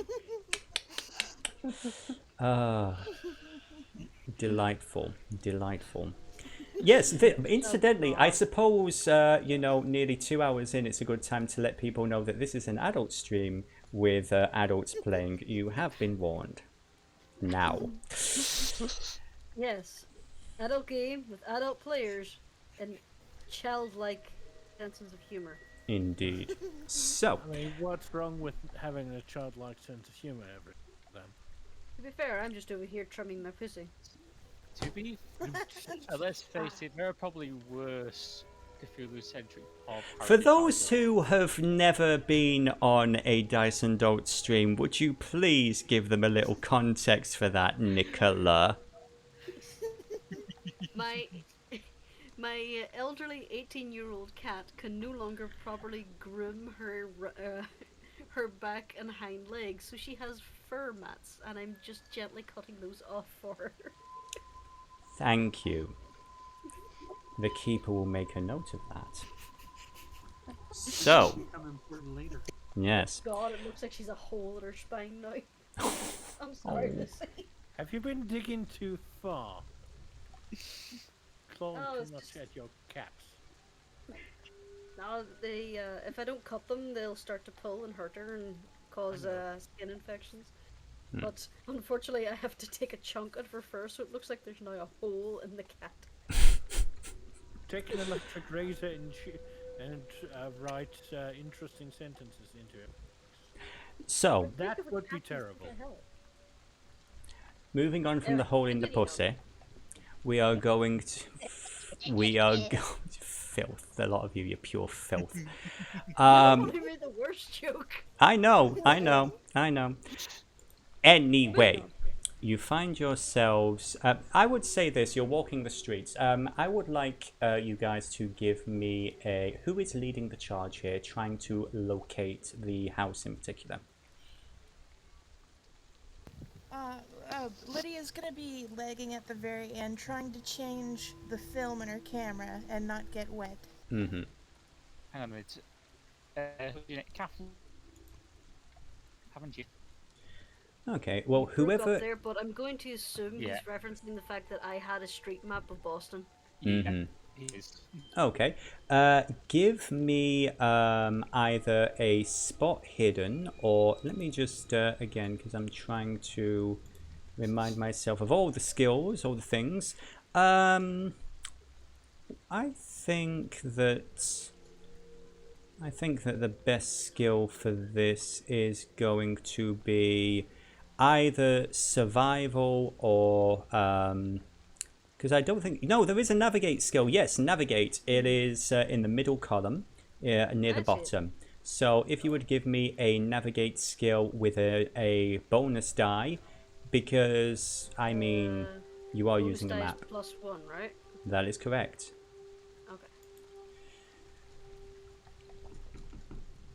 Okay. Yes. You make that map your bitch. You are the queen of secretaries. You understand how to locate information in that regard. I'm usually in charge of my boss's itinerary, but man would be lost without me. Okay. So bear with me a moment while I relocate some tokens to the map because there was another location I was going to show you all, but unfortunately we're a little short of time. So, first of all, you eventually find yourselves outside a fairly old-looking building. And let me just activate this scene and head over to this one. One moment. Look, it's every American school ever. A very unpleasant looking building this. Let me see if I can get the description of the house real quick.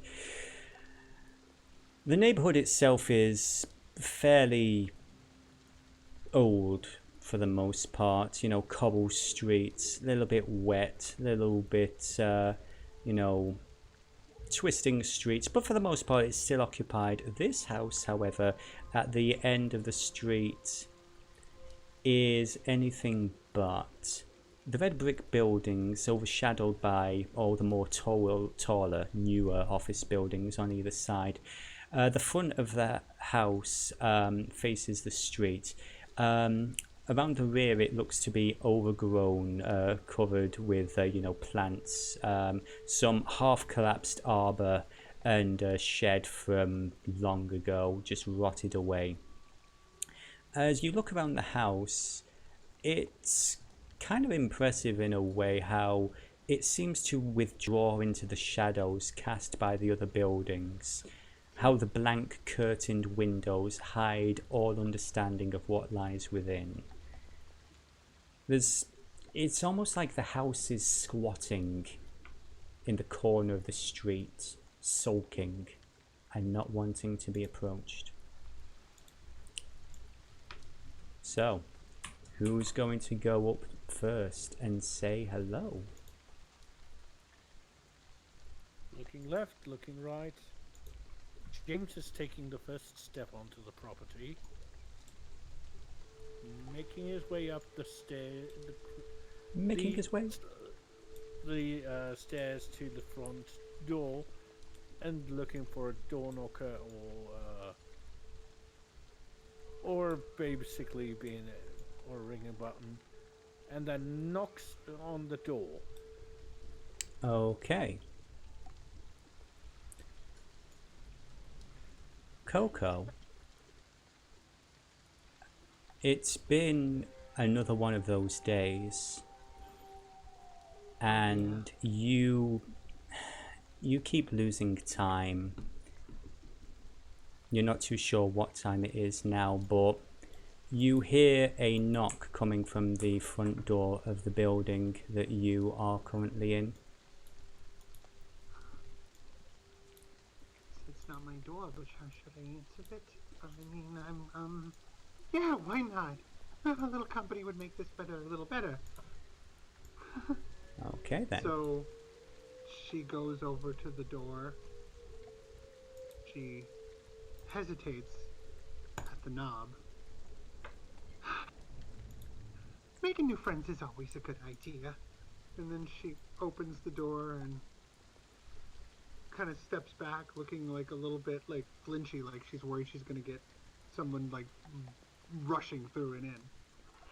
Would you like to describe Coco to us? I absolutely would.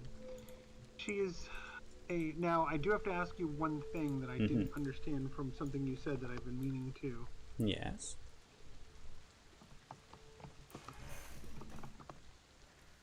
That's what I needed to ask. Okay, one moment, please.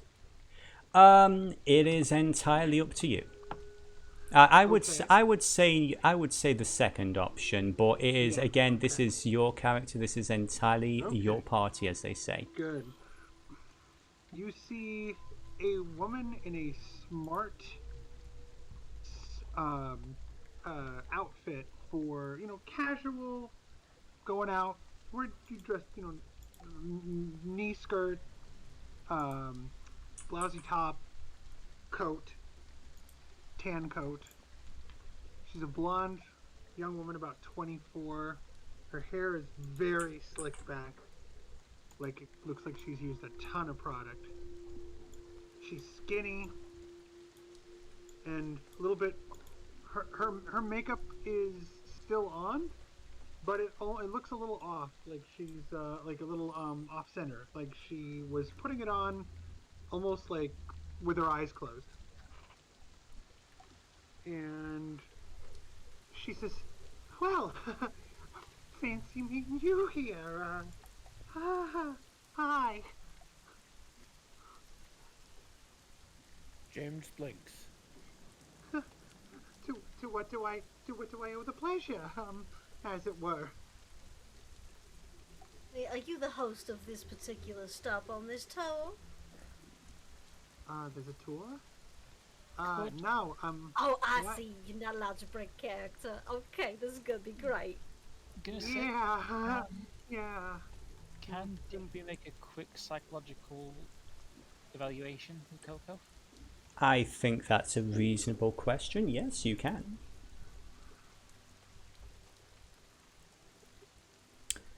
Okay, Coco, what would Digby gain from looking at her with an appraising eye?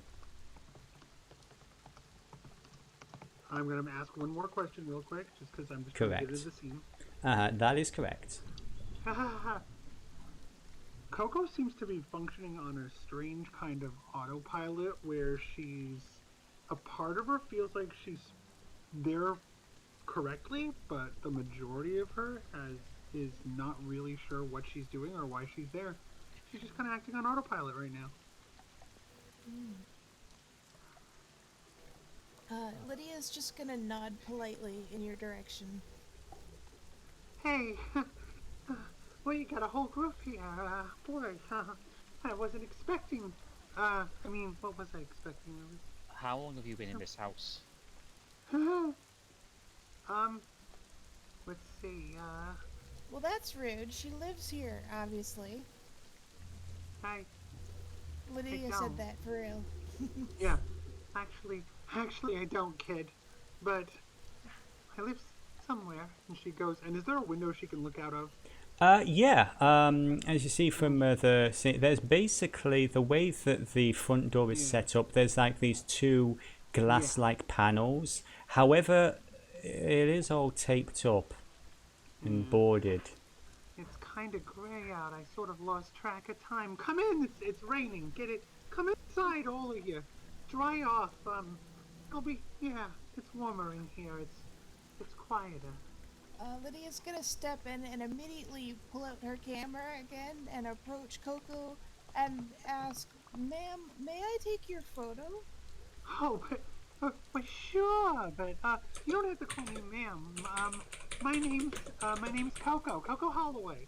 Hi. Okay. And I love Coco. And do I need to roll anything, DM or lore master?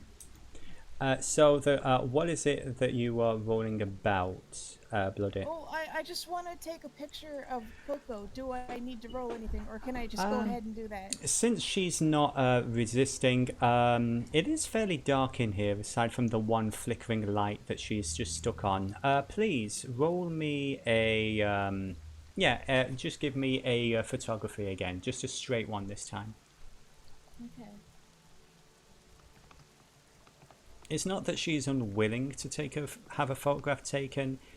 It is just the it's too dark lighting in here is a little bit dark. Yeah. I won't know that until I develop the film. Until then, I'm oblivious. Yeah. I took a great photo. It's gonna be a little bit dark and grainy, though. I'd say Digby is just kind of massaging the bridge of his nose at this point. So, the house is fairly, again, this is a pretty old building. It is dark, aside from, the flickering lights. You're kind of surprised. Let me actually get the music right. You're actually surprised that this lady, is living here. She doesn't seem like she fits.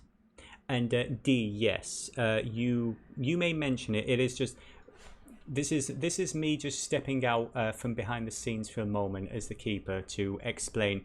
There was an optional location that we could have gone to if we'd had the time, which would have given you guys some context. Unfortunately, and where you might have run into Coco earlier. However, unfortunately, we've got a bit of a time crunch here. So you may mention it if you wish, Coco, but for the time being, it's not really relevant to what's going on now. Okay, then we'll just proceed. Okay. Yeah, so come in, and do make sure to shut the door. We don't want the rain to get in. Hi. Like I said, I'm Coco Holloway. Hello, everyone. I don't think I was expecting you, but you said how long have I been here? It's a while. It's hard to tell. It's kind of gray outside. It's been that way for really a while. Anyway, I'd offer you drinks, but I don't think there are any. I could use one right now myself, if you know what I mean. Coco, you do know that the kitchen is towards this door here. Whether or not there's going to be something if I in. can find something. I'll check. Let me just head for the kitchen. It's right here. And she walks away, looks back, kind of waves timidly, but none for you. She points to Lydia and is like, but none for you. What are you, 12? And then she goes back in and goes into the kitchen and heads to try to get some. She wants to see if there's any stiff alcohol, because suddenly she needs a drink too. Okay. I have a question. Yes. Real quick. Lydia, in her interest, is interested in the occult and supernatural stuff. It's part of why she's goth. She likes that dark shit. Would her internal alarm bells be going off by Coco's behavior at all? Would she notice or pick up on anything? If anyone wishes to give me either a psychology or an occult roll. I mean, Digby already did his, but you guys are more than welcome to do the same. I'm trying to Yeah, I have no fucking clue. You really don't, James. She's certainly. Yeah, I mean, there's a lot of people. I You've have ever been to nothing New in York? the There's a lot of people Mm. like that. Yeah. Would it just be regular difficulty? Yeah. Yeah. Like I say, occult or psychology if you wish. Yeah. Okay. And you can always push it if you wanted. Yeah. None of you guys have any clue. I'd say Digby, you've just got alarm bells ringing. There is just. And again, I would say all of you now, but Digby especially. As you step into the room, the house itself, there's a coldness here and a dampness that just doesn't feel right. This is a very uncomfortable, unsettling location. But for Digby, it's a familiar sensation. It's the same as what you felt when you touched that photograph. Oh, great. So Coco is going to the kitchen. James James is trying to push his luck because something smells unusual. I would say as well. Yes. Either she is very, very peculiar, or something doesn't, or something else doesn't add up. I think you're probably smelling my perfume. It's channel number 5. I mean, yeah, but James is going to try to push his luck, Okay. even if it bites him in the ass. Sure. Give me another roll. And it bites him in the ass. Yeah. I'm not really too sure what kind of penalty I can give you or punishment in regards to this, other than the fact that Coco, this is a very rude young man, and you get this brief passing notion. It seems a bit familiar, but you feel like you've added him to a list. Oh, yeah, I've got lots of lists. I gotta keep track of them in my head. As a professional entertainer, I've gotta. And do I find any stiff drinks? First of all, Sephi, what was it you were trying to say? Digby is discreetly whistling to himself. Okay. Yeah, give me a spot hidden, please, Coco. You've got it. I'm trying to move things along. Yes. I'm just gonna post something in the Dice and Adults chat for context on that. Okay. So spot hidden is a 32. I would actually say I will allow you to roll again because you've been here a while. Yeah, I was gonna say, do I get a +1 or a regular? Or anything? Yeah. Sorry. So if you rolled it, but with a bonus die, that was my lack of communication there, my dear. Okay. Unfortunately, even with a bonus die, geez, a 73 with a bonus, that sucks. Yeah, no, wow. you need a drink. You need a drink. But you can't find a drink. You can't find. What is the point of a kitchen without a drink? It doesn't make sense. Yeah, they actually hear her saying that. She says, what is the point of living in a fancy house if you don't have the alcohol right where you can find it? And she comes back and she's like, unfortunately, it looks like we're indispositioned with regard to beverages. But, and I can't move my character now. Oh, I'm sorry. There you go. How's that? There we go. No, it won't let me. There it is. Is Coco just walking around in the dark? Yeah. Yes. Isn't she? Okay. I would say this. All of you, so yeah, here's the thing in regards to the lighting. I have some lights on. I'm actually going to, because this is something that we were going to hand out to the players earlier. You guys now have these. Is that working? No, it's not. I have to do it individually. Okay, so Digby, Lydia, James, Kathleen, and Alice. You now have torches. Coco, would you like a torch as well? Actually, I'm going to post something to you about that very topic I was going to ask you. Hmm.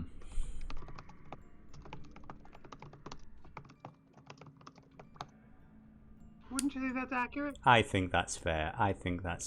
Yeah. So specifically, she does not actually have a torch, and she was actually going around in the dark. Back to the kitchen, just walked off into the darkness, came back. Okay. Yeah, that's why I asked, because we would have saw that, and Yeah. Lydia definitely would have been like, "That's fucking weird." Mm-hmm. Also, I can't see anything. I'm sorry. You're gonna have to move me. Okay, not an issue. Let me just rotate you a little bit, Lydia. Oh, Do. welcome to the abode. Yeah, hi. Coco Holloway. Hello. A professional, extravagant, professional, and blah, blah, blah, I'm just speaking. Professional entertainer extraordinaire, Coco Holloway. I have it on a business card. Let me. She looks around in the pockets of her her posh tan jacket. It's in contrast to everything else she's wearing, which is very shabby, but casual. But the coat's nice. Wait, didn't I bring it? Oh, did I leave them on my... Is it a table or a nightstand? Oh, well, none of that's important. Come on, you're just standing there. Where do you want... Sorry, is there any light switches that you can see on the walls? Because Lydia will be looking for one. I will say this. I've turned a couple on, but for the again, I wasn't really able to experiment with what it looks like for everybody else. But I am gonna do my best, and I'm gonna try and put light on for everybody. Is that helping? Yep. Okay. So what brings you here? I was just looking for something, and then the door knocked, but I don't know why. I've told you who I am. I don't really know who you are. James is making his way over to Coco. Except you. You're James, you said. Can't help but feel like I know you from somewhere. Huh. Maybe we met somewhere. I entertain at a lot of children's parties. Do you have kids? Do you ever have you ever had reason to call on a children's entertainer? Not that I can remember. I mean, maybe have you been working around in Illinois for a while? No, just strictly in Boston. Yeah, I'm a little bit from out of state, so. Oh, well, welcome to Boston. Welcome to Massachusetts. Thank you. And how about the rest of you? Hello? Well, I'm Digby Jones. Digby, that's a fascinating name. Does it have an etymology? Not as far as I can remember.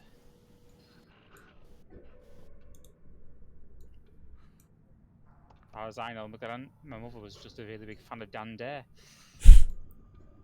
The player picked up on something, but the character not necessary.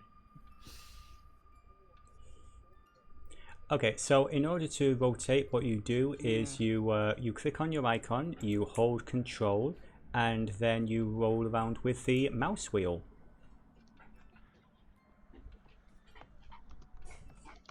Yeah, and you move with the left and right and up and down keys on your keyboard.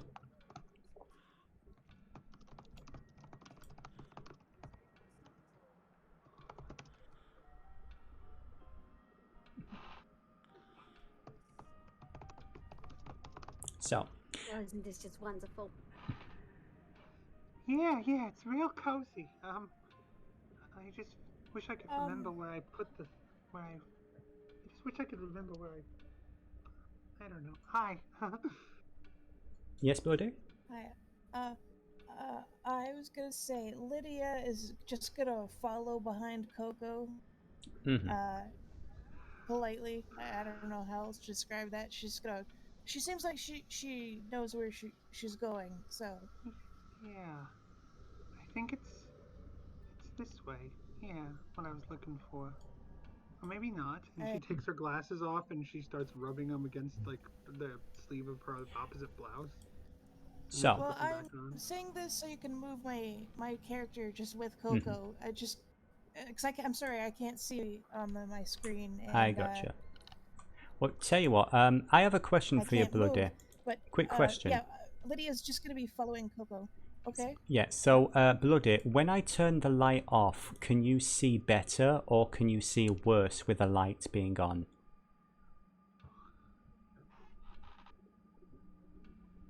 Um,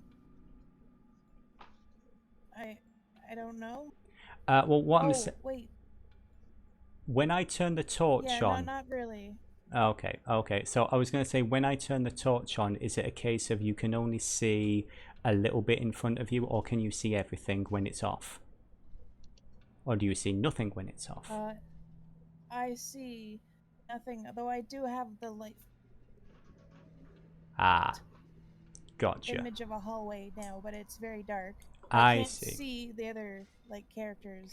I see. I see. Okay, okay. All right. Well, I'll keep the torch on then in the meantime. But yeah, Coco, I believe you've Mhm. gone upstairs. Yes, she started wandering upstairs, going, I think maybe it was here that I left it.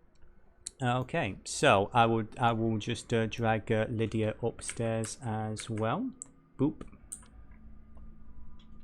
And let me get you around. Yes, I'm sorry. That was very complicated. A lot of the Yes, I apologize. So, your mysterious tour guide has started wandering off upstairs, and Lydia has followed them.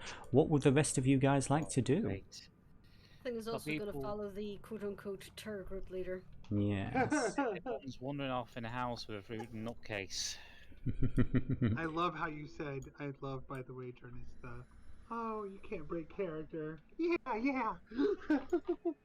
I'd say Digby is if everyone else is going to go out in the same way, Digby's going to follow them as well. Yes, that's probably for the best. Is Digby the last person to go up the stairs? It looks like he Probably, yeah. is.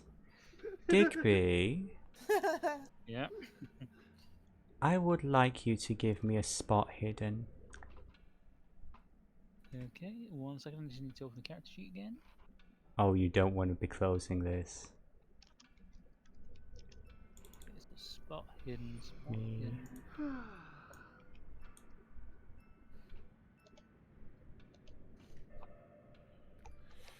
Okay. You see in perfect detail. I would say I would actually allow you to avoid it because you actually see the blood forming above your head. So it's one drop, then another begins to form across the ceiling, centered around where you were standing, above you. Give me a sanity roll, please. Okay, sanity. Where's that sanity? On the chat, it's in the chat window. We'll chat with her right 1 second. Yes.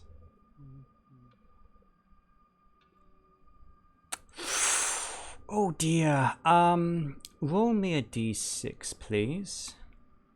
Okay, 1d6. I would say I'm going to be kind and say that's 2 points of sanity lost. Okay. As the blood stain endures and drips right onto your cheek. This house doesn't want you. This is the impression you get as that familiar cold feeling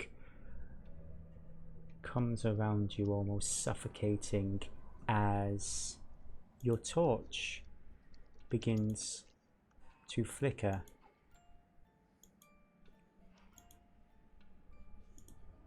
But that's all. So, meanwhile, everybody else, you are heading upstairs following your tour guide. So, Coco, you know that there is a bathroom towards the south. There is a spare bedroom along this door here. As you go further down the road, there is... Then, quick question. Yes. Where's the sanity points? Oh, I have done that. No. Again, Right, no the worries. way that I would say this usually in a game, the player would take care of this. However, yeah. Yeah, basically, I have to manually do it on this end. So I'm taking care of your sanity. Trust me. Right. But yeah, D, in regards to your question, that room. I can't see where I am. You are currently up here, my dear. Oh, there we go. Which room? And basically, the first door on this corridor is the room. Everything else you think is pretty much fine.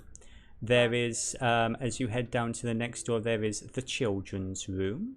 No And children there's in the there. children's room, and there's the bathroom if any of you got to use the facilitations. And then, This one down here then, is the main bedroom. And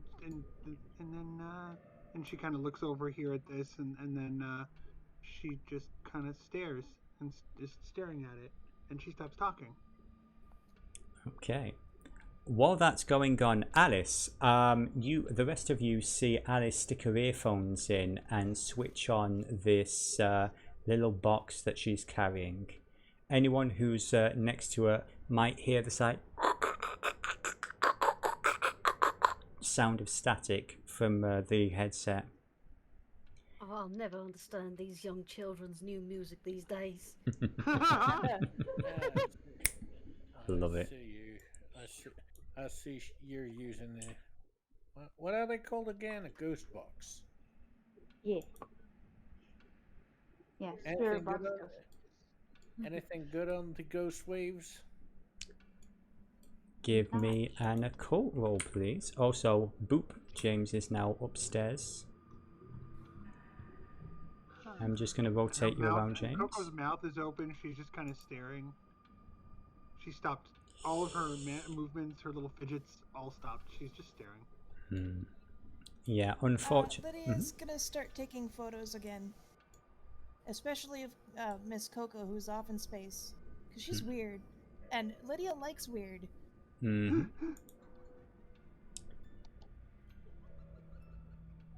Okay, let me just say, Digby, whereabouts are you still? You're still downstairs? No, he's with the group. Oh, you're with the group. I was saying, no, like I say, your token is downstairs, so... Yeah. Let me just, sorry, we're having a little bit of a connection here. I'm just trying to get you up here. Boop, boop. And then you and James are near each other. Okay, so you're all upstairs now. Okay, yeah, unfortunately, Alice, you can't really make anything out other than static. But yeah, there are 3 doors here. The one door that has been opened up here, is anyone looking inside the spare bedroom that Coco does not seem to be looking at?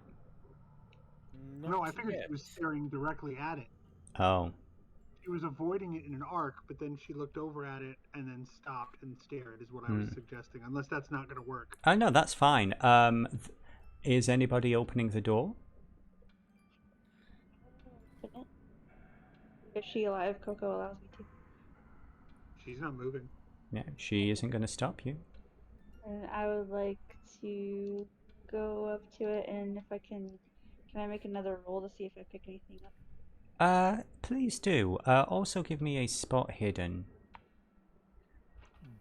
Can Digby start trying to recall any kind of ward or something that he could try at this point?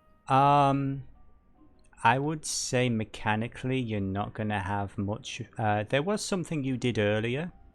You did succeed at something, so I will say that when the time comes, I might be kind and give you a bonus die. And Coco, you want to not be there. Maybe we should just leave that alone, and I can give you a tour, like you said, like the pretty lady said. A tour of the rest of the house. There's nothing in there to worry about.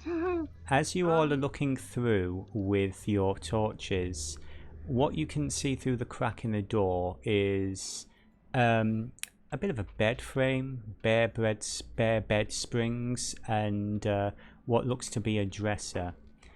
Looks fairly empty, covered in dust, aside from the floor where there seems to be certain scuff marks and everything. But at the moment you don't really see anything else. You'd have to go inside and look around. There's a lot to see in the rest of the house. I've always thought I should be in real estate. James is standing right in front of the door, right? He is. Well, I hope you don't mind me taking a quick peek inside. I'd really rather you didn't. Come on. I mean, you guys said it yourself.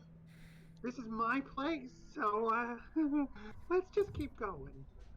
Lydia's gonna go up behind James and take a photo in the darkness. Okay. And James is opening the door. Yeah, I should have Okay. been in The real door is now open. Mm-hmm. Oh, Can I do well, now seeing that he's opening the door, can I do a spot hidden to see if I can spot anything out of the ordinary? I would say everybody, because you're all doing this outside of the room, you can do it all with a penalty dice. You would need to be inside the room, but you can do your spot hiddens. Oof. Penalty dice means -1, right? Yes, indeed. Okay, let's see what happens. Oh. Okay, Lydia. Oh, wow. With a penalty. Nice. Holy shit, this is on brand. This is really on brand. Yeah, especially for the player. Especially Yeah. for the player here. Okay, the rest of you guys can't see pretty much anything, but Alice, Lydia, as you guys are looking, over James's shoulder, you feel. How do I put this? Let's see. I would say you feel this cold, clammy feeling at the back of your mind. Something oppressive is. It's almost like you hear breathing coming from the room. And both, I would say, given the level of success, Alice, you see, for the briefest of moments, a pair of burning eyes, which reminds you of the description that you read, and also puts you in mind of your theory from earlier.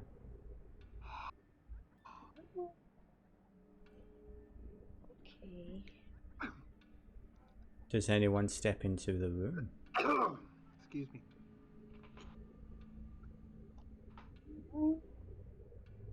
I'm feeling Ja- brave, sure. James Go is, ahead. James is actually tempted to do so. So if anyone wants to stop him, now is the moment in time to do Fine, so. nobody listens to me. This is Quick. Okay, It's quick probably question for behind you the lot. scenes things. Quick question for you lot. How desperate do you need this gig? I'm sorry, I didn't catch that. Okay, quick question, you lot. How desperate are you for the money for this gig? Well, I paid good money for this tour. I love the fact that Kathleen paid to do this and everyone else is doing it for the money. I love it's it. amazing. This is not the tour that she signed up for. She signed up for one of those tacky ghost tours that I takes you know. around in the double decker bus. I know. Ma'am, this is not a ghost tour. Yeah, there's no ghosts here. I Yeah, just this is told a you. Wendy's. This is a Wendy's. Do you guys think this place is haunted? This is my house. Well, then what is that? And I'll point in the direction of the burning eyes. The burning eyes are not there now. It was you caught a glimpse. Nothing at So all. it was just Alice? Just Alice? Just and not Alice. Lydia, with I would say with what you saw, I would say Lydia specifically. It's almost like the walls flexed. You saw some movement. Basically, with the flash of the camera light, it's almost like something twitched involuntarily, something that was trying to hold still. But Alice was the one that saw eyes, if only for a I second. don't know. I mean, don't ask me. I just live here. I've always lived here. Long as Degree we live. of links. That. James, are you going in? He is giving everyone the chance to stop. I tell him think the no. time has passed if they were going to stop No, you. He is now.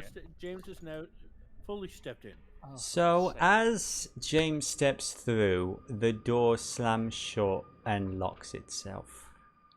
Bye, James. You see, that's what I was talking about. These trick. You don't even. Can you know? There's got to be some respect for private property here. James, Yes. how good are you at dodging? Well, let's find out. And yes, Steve, you are. Let's find out. You want me to do a dodge roll? Not yet, I'm just curious. I'm showing professional courtesy. Around. Well, fairly decent. I would say this, you all hear a banging on the door. The door is banging and shaking and vibrating. James is, by the way, also hearing this, but he is not causing it. You also start to feel the walls vibrate around you, banging and shuddering as if being impacted by something heavy. Oh, it's no The big floor is rupturing, not rupturing, but it is, you feel movement as the floor beneath your feet is slammed into repeatedly by something you do not see. Everything around you is loud, cacophonous, chaos. James, give me... I have to actually do this, but James, I'm going to have to force you to make a sanity roll. Sure. And that is... It's not good. That is not good. James, roll a d6, please. 1 second, please. That is... Go. 4 sanity damage. Okay, so that's 76. You have lost 4 sanity. What are you going to do, James? James is clawing at the door, trying to pull it open. Okay, give me, if this were D&D, I'd say a strength check. What are you going to try and do? Are you going to try and brawl with the door? Is there anything else you think that you can do to get this door open? He is not thinking straight, so he's going to go at it in hand-to-hand. He's going hand-to-hand combat on door, yes. Okay. Brawl with a bonus dice since the door is apparently not fighting back yet. I'm just picturing him like slamming his shoulder into it over and over again, and the door says pull. Are the people on the other side, are we hearing and seeing the door shake wildly? Yes, you are all hearing the slamming and the noises. You don't know what's going on in there, but it sounds pretty violent. Okay, do I need let me to... out of here. Digby. Do I need to make a roll for courage or something? I'm gonna go over and open the I door. would say all of you Gonna at this say, point. if- I think everybody is probably going to have to roll sanity. And again, I'm starting to realize the downside with how they've set up this character sheet. Because, okay, so here's the thing. On the character sheet, do you see where it says summarize at the top? Yeah. And Thank you. Yes, that is that's where when the we find sanity our is. sanity. I'm Right. going to thank God. modify mine to 76. I've already changed it. I've already Okay, reduced your sanity. it didn't reflect on my end, so Oh, interesting. But yeah, if you go to summarize at the top of the screen, then you'll see a sanity roll. Oh, Kathleen! oh. Holy shit, Digby! Digby's just gonna straight up boot the door. Okay, everybody who failed their sanity check, roll me a d6 and then deduct that number from your current sanity. Kathleen, I'm gonna do something special for you because, oh honey. Do you want me to still take away that 4? Say again, bloody sorry. I can't find the roll. I'm sorry. Oh, it's okay. So on your character sheet, so on Lydia's character sheet, at the very top bar, it's something that says summarize. It's right after the part that says pop out, summarize, and close in the very tip top right on the blue bar. Or right across from your name. I'm sorry, I can't find it. Oh, that's not an issue. Allow me to do that for you. That's fine. So I'm going to make a sanity roll for you. And that was a... Let's see. Oh, yeah, Lydia's actually fine. Lydia did not have an issue with the insanity. However, everybody who failed, who was Alice, Kathleen, I want both of you, so Kathleen takes 4 points of sanity, Alice takes 3 points of sanity. Kathleen... Taking that away from the 30 or adding it to the 30? You are taking it away from the 30, so your sanity is lowered. Yeah, so your sanity, every single time you fail your sanity check, you are getting more and more stressed out. And Kathleen, let us roll. Let us roll some dice. Interesting. Okay. Kathleen, you have a phobia. So now I actually need to open up the phobia table. Let's see. Phobias. What are you afraid of, Kathleen? Let's see what we have for you. And can you... I was going to say, I think I've made these public. You can actually see this. Daylight. Well, fortunate. Very, very fortunate. That's why you go on ghost tours. It's nighttime activity. Yeah. That is pretty fucking funny, actually. But yeah, so I would say... Kathleen is the most goth of us all. Yeah. It takes a minute or two. But the door eventually opens and James stumbles out. Right. I vote. Fuck the money. We get out of here, and I'm gonna have to make a quick visit of the coast because this is beyond our pay grade. No, you just gotta relax. Everything will work itself out. Listen, as I said, I'm an entertainer, and there's things you gotta understand about feeling the moment and going with the flow. Yeah, and go with the flow means I'm fucking off up to Miskatonic University to get a few people to know what the hell they're doing. I mean, I don't know what you're talking about. This is my house, and I know every corner of it. I told them not to go in there. That door sticks.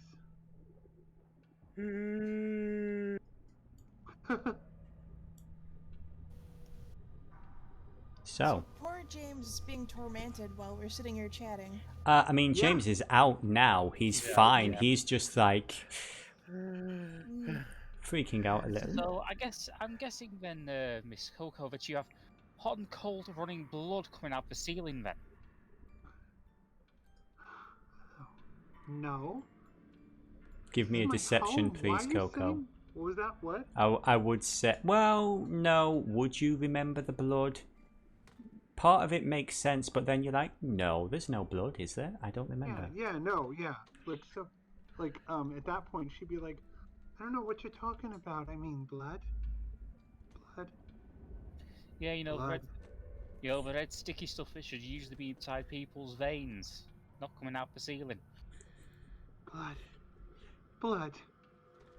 No! There's no blood here. No, I mean,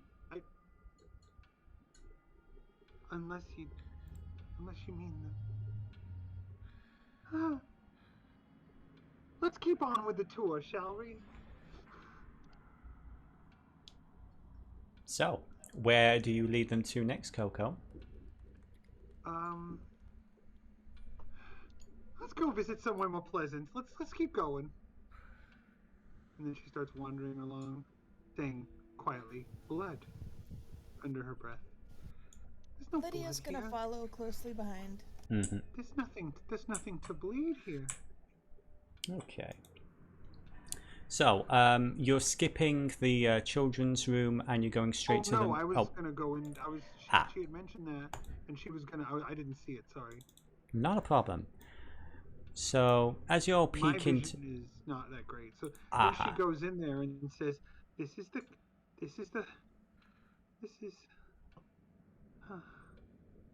And she just sort of stops and like stares for a second, and then says, "Do I know that this is the children's room? I would assume I do." Yeah, while again, like with most places, it seems a little bit abandoned and run down.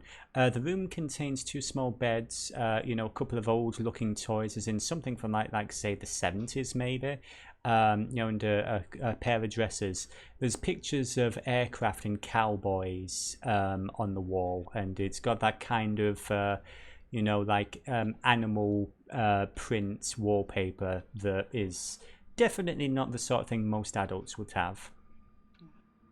This is the children's room, and then she sort of seems to calm down for a minute, and she says, "Did I mention that I'm a children's entertainer?" You did not, honey. Oh yes, I like I said, extravagant performances. I put on children's parties. I'm a clown. Is there anything in the room, like, out of place that would catch our eye? Give me a spot hidden, please. Okay. You would, she says, I play a character, Dairy Godmother. I got a beautiful Holstein coat and everything. Just a regular roll? Yeah, just a regular roll. Say dairy godmother. I love it. Okay. Yeah, I'm a magical cow from a faraway pasture. And I give out presents, I do magic tricks, all kinds of stuff. Usually... sounds wonderful, honey. Oh, it is. It's great. Except the only problem is I got in a disagreement with the local petting zoo.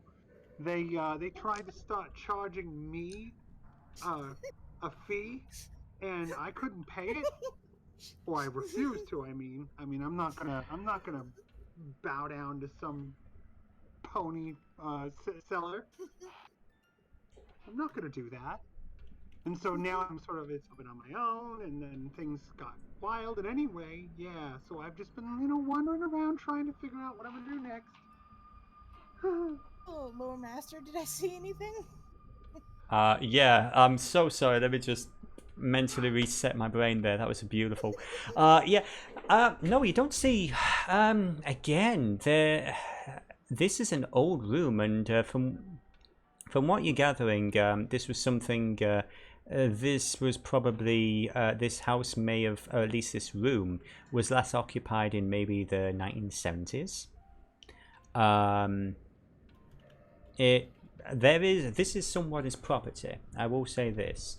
You look around and it's like, this looks like someone's, property. This was a room that was furnished, people lived in, and it just looks like it's left. It's like it's been on pause for several decades. It's creepy, aesthetic, and Lydia loves it, and she's gonna take a few photos. Yeah.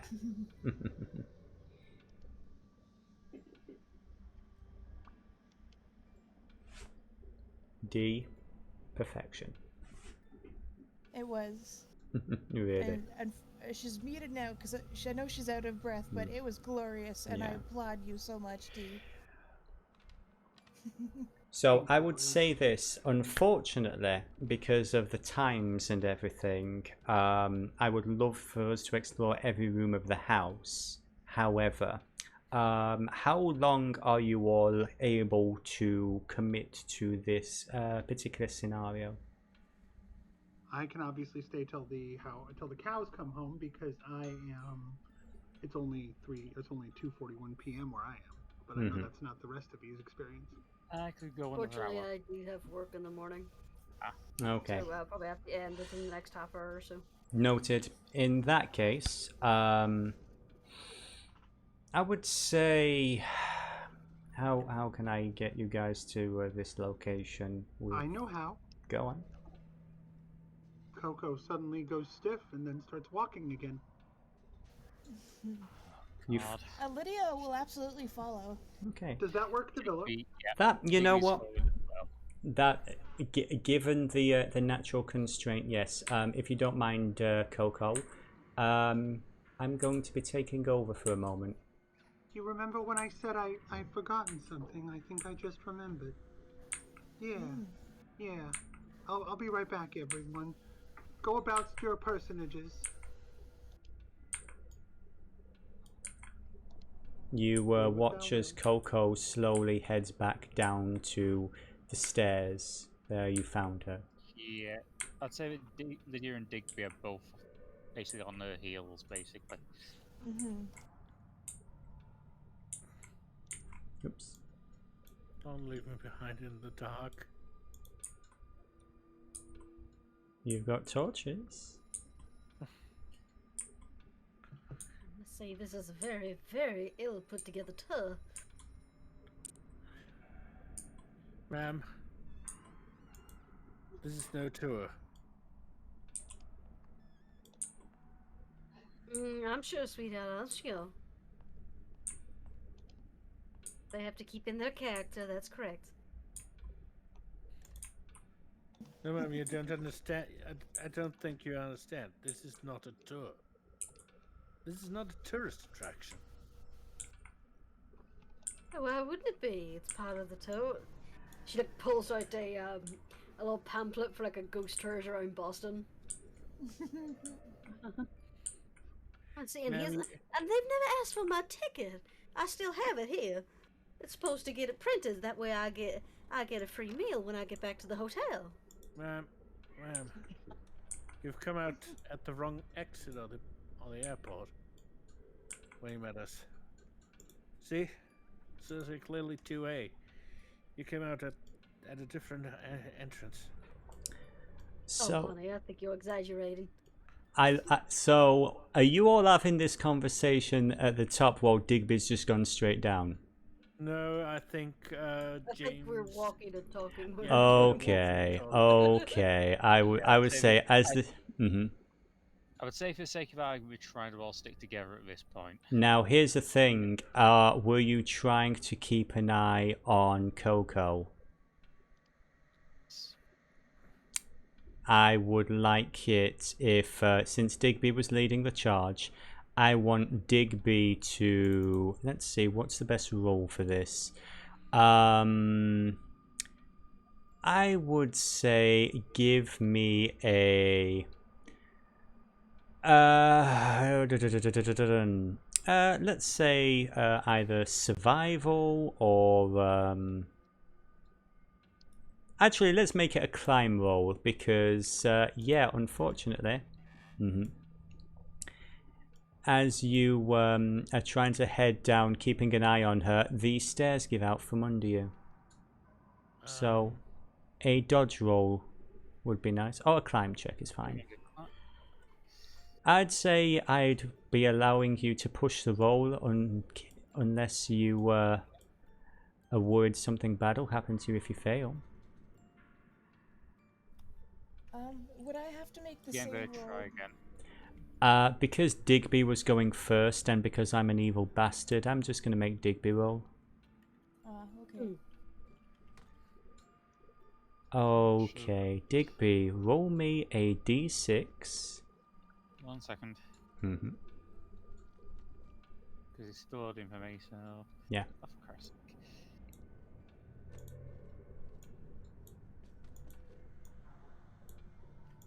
Okay, you're going to take 3 points of damage as the wood, basically part of it, I'd say like an inch or so, an inch and a half buries into the flesh of your leg. Oof. Oh, That's gonna- one hell of a splinter. Yeah.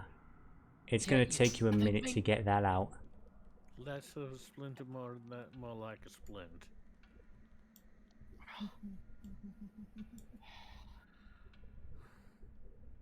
And do I hear or see this, or am I gone? You are gone, my dear. You have gone to where you need to go, Yes. and you are waiting what you need to do. Mm-hmm. I know what I need to do.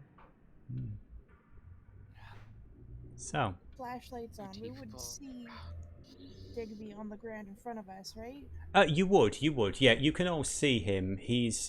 I would actually let me just relocate everybody here a moment so you can see a little bit better.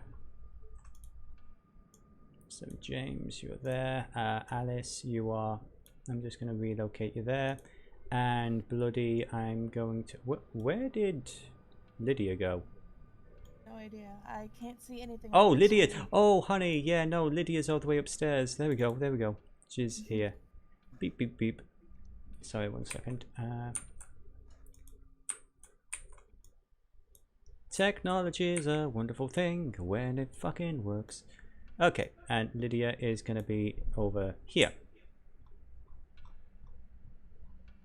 Looking at the prone Digby. Okay.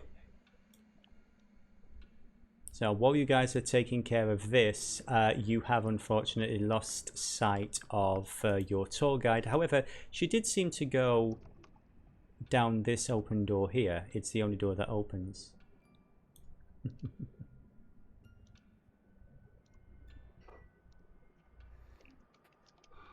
So, what are you guys doing? Anyone here know first aid? That's a very good question. Does anyone have any points in first aid? Right. There's a medicine roll. Yeah. I know that Kathleen has 30. Huh. So It's Okay. the in middle. medicine? Nope. in first aid. Oh, first aid? Where's first? Oh, there it is. Yeah. Sure. Sure, I'll give it a go. Nope. You can Can you can Lydia- push it if you want.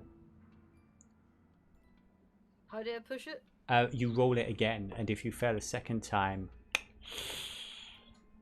You know what? There will be consequences. Sure. who for? I'm gonna fail this so hard. Can I please try? Aha! Actually, she succeeds. Digby. Oh, sorry, honey. Didn't mean to press that hard. Here, let's try this again. I said, sod the money. I've got to go see a few people at a university nearby. We need to make certain that everything's okay with our host. I don't think she's fully She's- aware of what. Yeah, well, she's a fruited nutcase. Okay? As Yeah. Digby is saying this, you all see the blood stain from earlier. I would say it's now very visible. The blood stain that's across the ceiling, and it is now pouring down the front door that you came in from? Sure. I don't know about you, but I have the feeling someone doesn't want us to leave. I bet they bloody don't. You can absolutely go through the blood if you want. Or you could try going through a window. It's entirely up to you. What would you like to do? Looks like we're stuck here until we deal with whatever's here. Oh, yes, of course, if everyone would please make me sanity checks, because the fucking walls be bleeding, yo! Does Digby need to, since he's already seen it? That is fair. I would say Digby doesn't, because this is new to him. This is not new to him, but for everybody else, sanity rolls. Yeah. Sanity clause is coming to town. Yeah. I rolled 2 by accident, but they're both the same, so I'll just take 3 off. Okay. Kathleen. And let's just get Lydia. Lydia seems okay, I think. Yeah. 89. No, it was an 89, I'm afraid. So, Kathleen, James, and Lydia. Yeah, I just need a d6 from you, Bloody. I don't know how to do that. Oh yeah, no, this is the first time you've done it. You go for you see on the right side, down in the bottom, the geometric shapes, triangle, square. Click the square. That, if you hover over it, it says D6, and then you click the button labeled roll.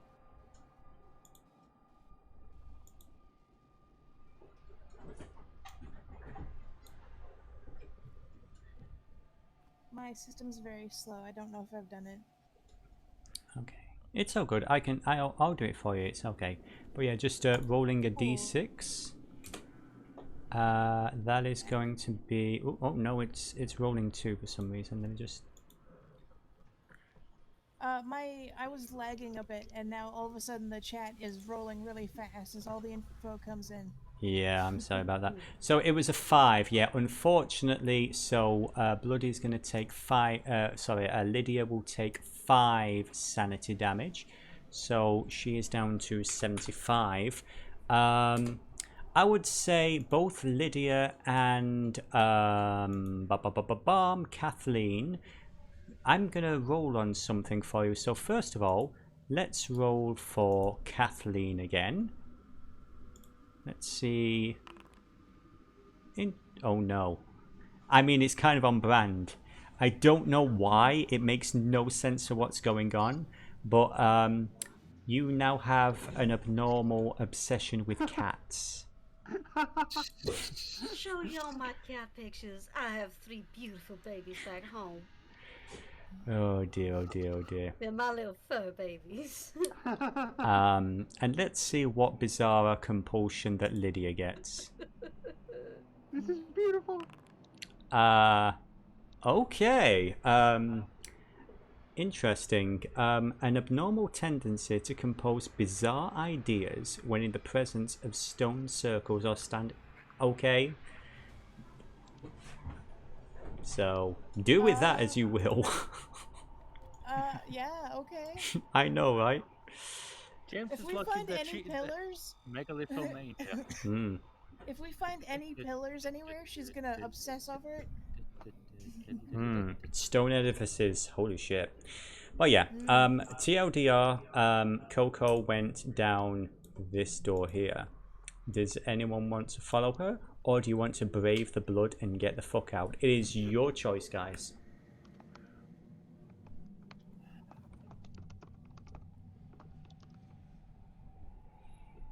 Well, we are here to solve a mystery, are we not? I kind of. Can I do something bad? Go on. I want to go back up to the room where I saw where the weird stuff happened. Yeah, okay. James is going to try to stop you. No, we are not going back up to that room.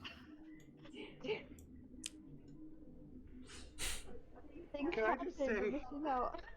Can I just say, Devillo, I feel like you've rolled way more sanity damage to this group than you've let on. At Yeah. this point, they're like, I'm gonna go back upstairs. Look at my cat. It's fantastic. I'm in heaven. Yeah. So, Don't go up there. But I saw the thing. I don't think there's one singular thing. I think the entire bloody house is a thing. But if that's where all the activity is, don't you want to catch it on camera and find out what's happening? Let me tell you something, though. I have been in a lot of these sort of places. I have dealt with a lot of weird shit. This is above my pay grade. Alice, give me an occult roll with a bonus die, since you know what you're talking about in this regard. There's a guy up to some shit. I'm sort of headcanoning that she's doing this for like tuition money, like Mm-hmm. she get Can like I a also- scholarship or something. Aja, can I also say that I'm so happy right now because you're the person who says, no, whatever happens, keep the camera on. We have to get this. So, Alice, in regards to the information that I gave you earlier, you also know that someone capable of doing stuff like this is smart enough to divert attention away from where they would be. That's a good point. Okay. Okay. Alright. But Coco has disappeared. Okay. All right. Let's. Okay. Yeah. Let's go find. Send you a message, GM. Yes. Yes, you are. Jesus Christ! Oh, that was the dog. Sorry. Yeah. No, that was just the dark side.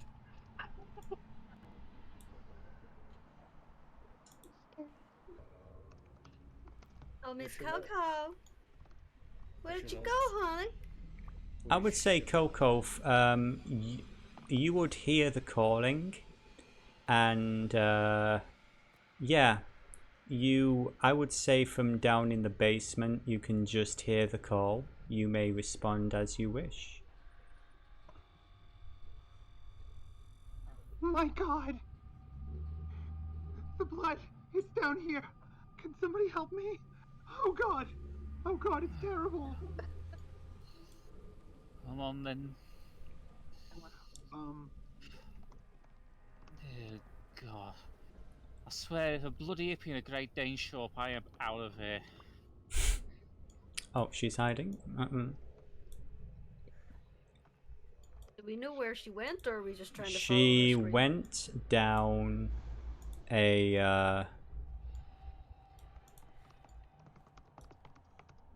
Turning in a general downward direction. yeah, she went down the stairs. So basically, the open door to ahead of you. Does that work, Develop? Yeah. I've relocated you. The table. Okay. She downstairs, please, Dennis. Yeah. Again, yeah. Oh my gosh, everyone's in different. It's like Scooby fucking Doo. It really is like Scooby Doo. I love this. Sister Mary, sunshine, shine a light on me. Okay. I'm just dragging you all to the stairs downstairs. Just give me a second. Give me a second. They're all going through different doors and coming out other doors, and then one point they come out and Cthulhu's standing there in a shower cap, and then they go both like covered in bubbles. Hey, when we way. when we finish this scenario, I have something to show you in regards to that. But yeah, so let me set the scene. As you guys head down the basement stairs, this area looks pretty unpleasant. It is a let me just bring this up. Upstairs. What? Oh, you've just teleported back upstairs. Oh gosh, No, darn you're it! downstairs. I see you. Yeah. No. He gets duplicated. Okay, one sec. Let me just flip you there, and then flip you. Oh, please stop moving. There we go. And you're now down there. So let me get you off the stairs so you're all now where you need to be. Okay? Okay.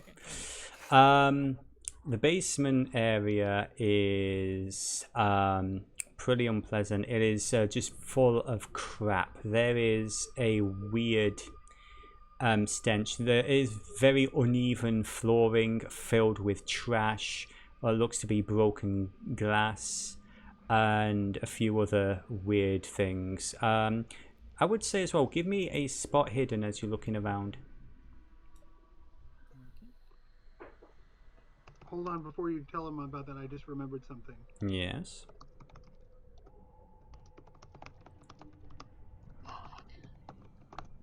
There you go. Okay. Yeah. Unfortunately, you're all a little bit too distracted right now. I would say you do seem to notice a little blood trail in this direction. Marvelous effects. Ma'am, I'm dead serious. This is not the ghost tour you were looking for. Oh, I'm sure, honey. And she's gonna give you a very exaggerated wink. Look, are you just? So Kathleen, as you're heading towards this hole in the wall here, let me just bring this up a moment. You, fortunately, Coco already took the brunt of the damage when she went through previously, but you see one or two, you see a rat come out of the wall and scurry past you. Give me a sanity roll, please, my goodness. dear. Sanity? Sanity. It's basically the very equivalent of a jump Horrible to scare. say. She's in a Halloween episode of a sitcom. Okay, you're only going to take 1 point of sanity from that because it's just the one rat.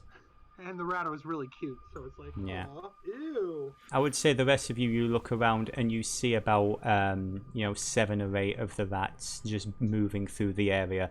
That probably would have been really nasty if all of them came out at once, but you avoided that.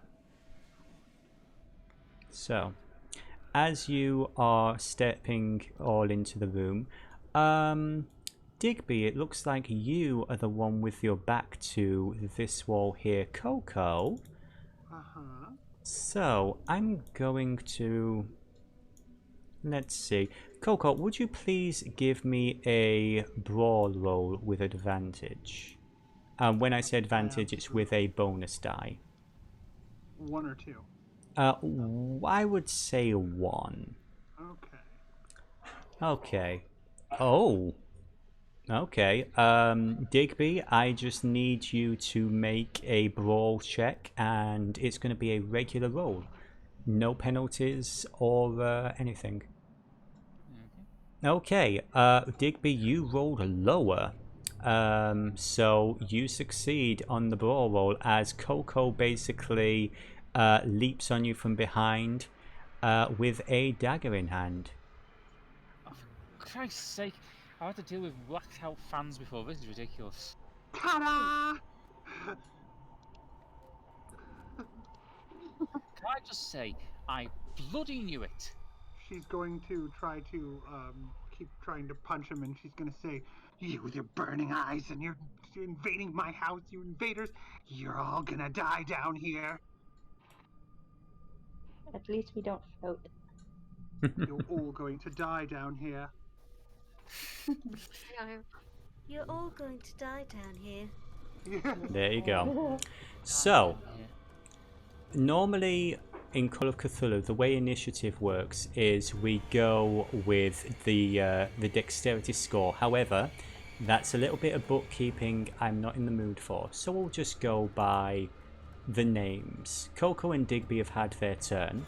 Alice, what would you like to do? This woman appears to be just leaping on top of your associate.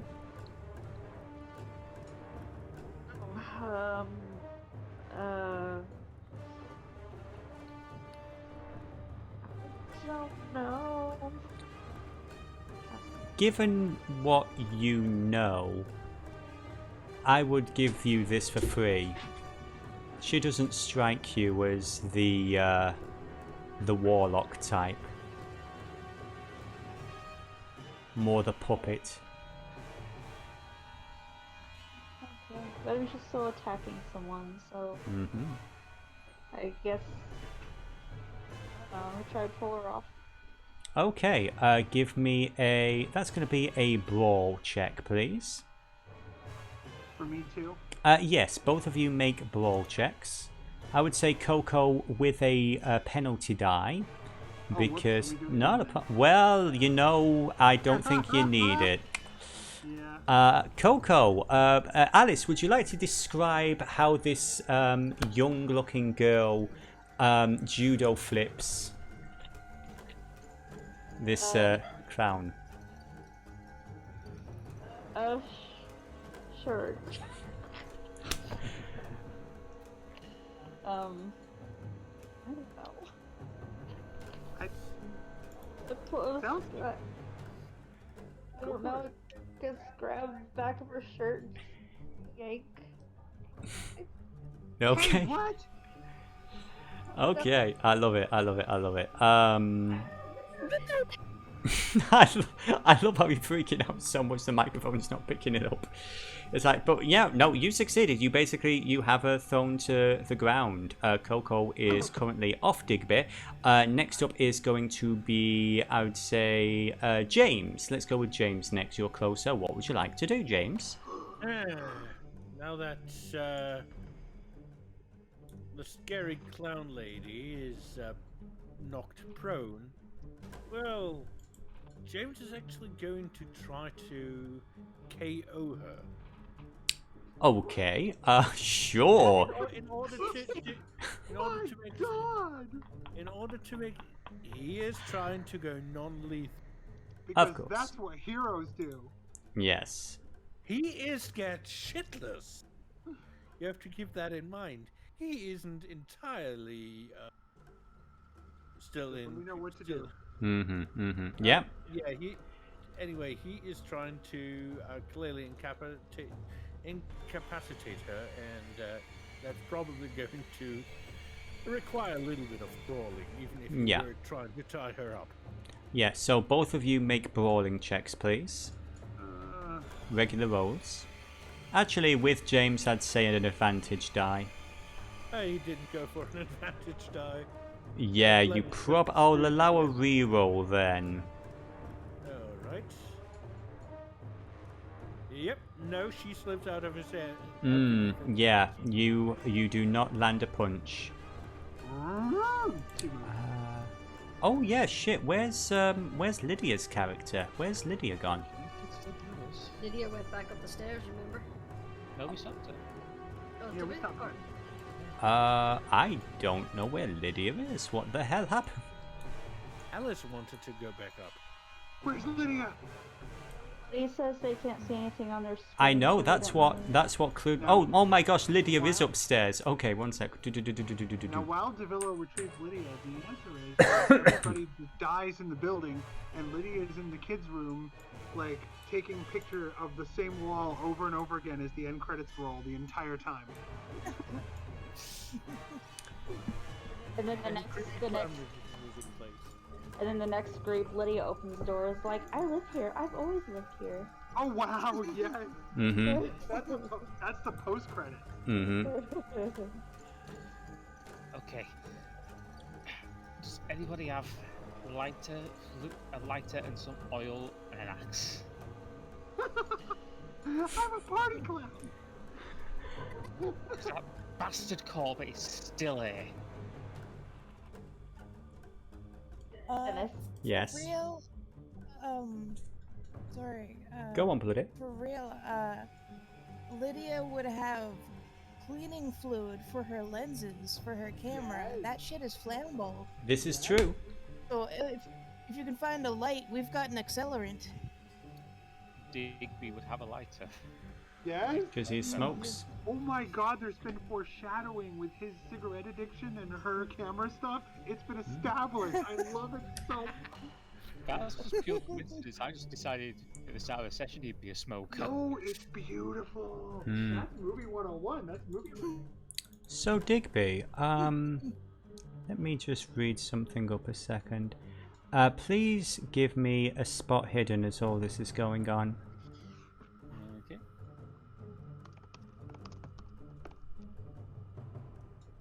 Oh dear. You may if you wish, D. In fact, yes. I would say that the other individual has a thing for Digby specifically. Are you gonna tell me what it is?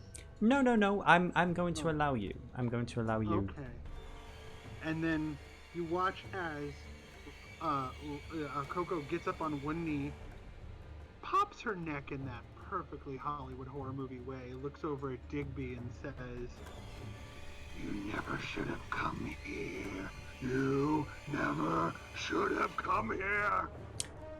As everybody's focusing on Coco, Digby, you feel a shooting pain in your side. Roll me a d4, please. D4. That's a D6.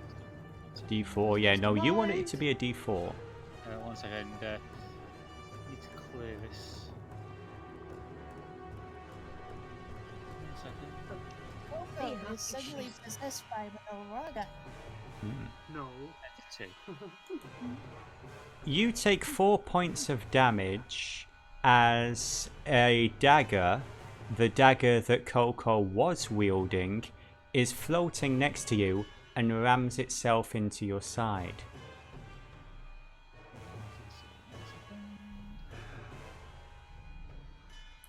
Yeah, he just grits his teeth in pain. How are you on terms of hit points, by the way? He has 3 hit points left. Oh dear.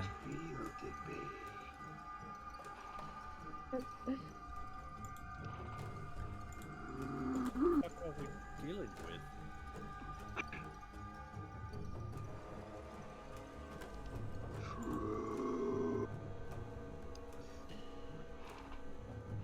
Tell you all, get out of here. Get to Arkham. Get to Miss Catonic. Tell them everything. I told you all I've always been here. Next up, Kathleen or James, what are you guys doing as you see a floating dagger? And yes, again, sanity for everybody, please. 1 second, please. Oh, dearie me. Oh, dearie me. This is what I like to see. Starting to believe that this may not be a show. I told you so. Yeah, just roll a d6 for Digby. Now then, anybody who rolled their sanity, I would say, let's see, who rolled a 90 odd there? That was, so And I you would rolled a say C. You rolled Kathleen. 6 sanity. Kathleen, yes. Oh, you rolled the max, so you get something. You get something special. Okay, so Can I indulge one thing before you roll that? Whatever that yes, special thing is. yes. Oh, and Kathleen said her name, right? Kathleen has, yeah. Yeah. Don't worry, Kathleen. I'll show you everything. You'll see everything. There. Now go. Okay, so let's see. James, you basically, I would say, you pass out from the horror of this situation. So, yeah, James is currently. He's currently passed out. For Kathleen, I think. Let's see. Roll again. Let's see, a mania. You have developed a new mania, and your mania, it probably better not be cats, is gonna be if it's fucking cats again. Okay, you have an irrational. Things are going. Yeah. Yeah. And I would say Alice. Alice. Yeah, you gain a mania as well. Let's see what your mania is. Okay. You have to. You basically are going to have a major issue with telling a straight story from now on. I don't You think it's gonna be you a can't problem. help but Did exaggerate. you roll the 1 on the d6? Oh, you only rolled 1 sanity damage. Yeah. Okay, so yeah, just drop 1 sanity. But yeah. Okay, so the knife is floating around. Is anyone gonna want to try and grab it? Digby is. Okay, He's who's holding on to pissed Coco, off. by the way? James is unconscious, and James was doing it. Oh, that- yeah. Yeah, he's unconscious now, which means I can. Can I try to restrain Digby? I would say first, let's see what Digby can do with a dagger that's embedded in his side. Yes. Okay, so was that going to be brawl? That is going to be a, I would say, brawl. Do I get And advantage since it's inside me?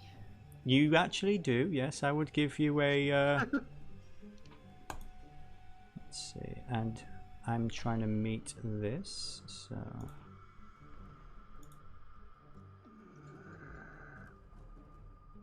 Okay. Okay. I got a 6. The dagger rolled a 64. You rolled a 19. So you currently have possession of a dagger that is sort of. It's got its own ideas about where it wants to be, but for the moment you have control over it. He's going to try and aim it towards the walls to try and break the blade. Okay. Give me a what do we think this roll would be? Possibly strength? Strength? Before he does that, oh, never mind. I'll wait. Just go ahead. Yeah. Give me a strength roll. I keep forgetting that's actually a thing you can do as well. 18. Okay, I would say you're able to embed it in the wall. It doesn't break, but it is stuck there for a moment. He's going to try and keep it in there. He's just going to try and keep levering down to snap the blade. Alice? Oh, well, first of all, let's see. I would say, first of all, D, no. And secondly, I'd say,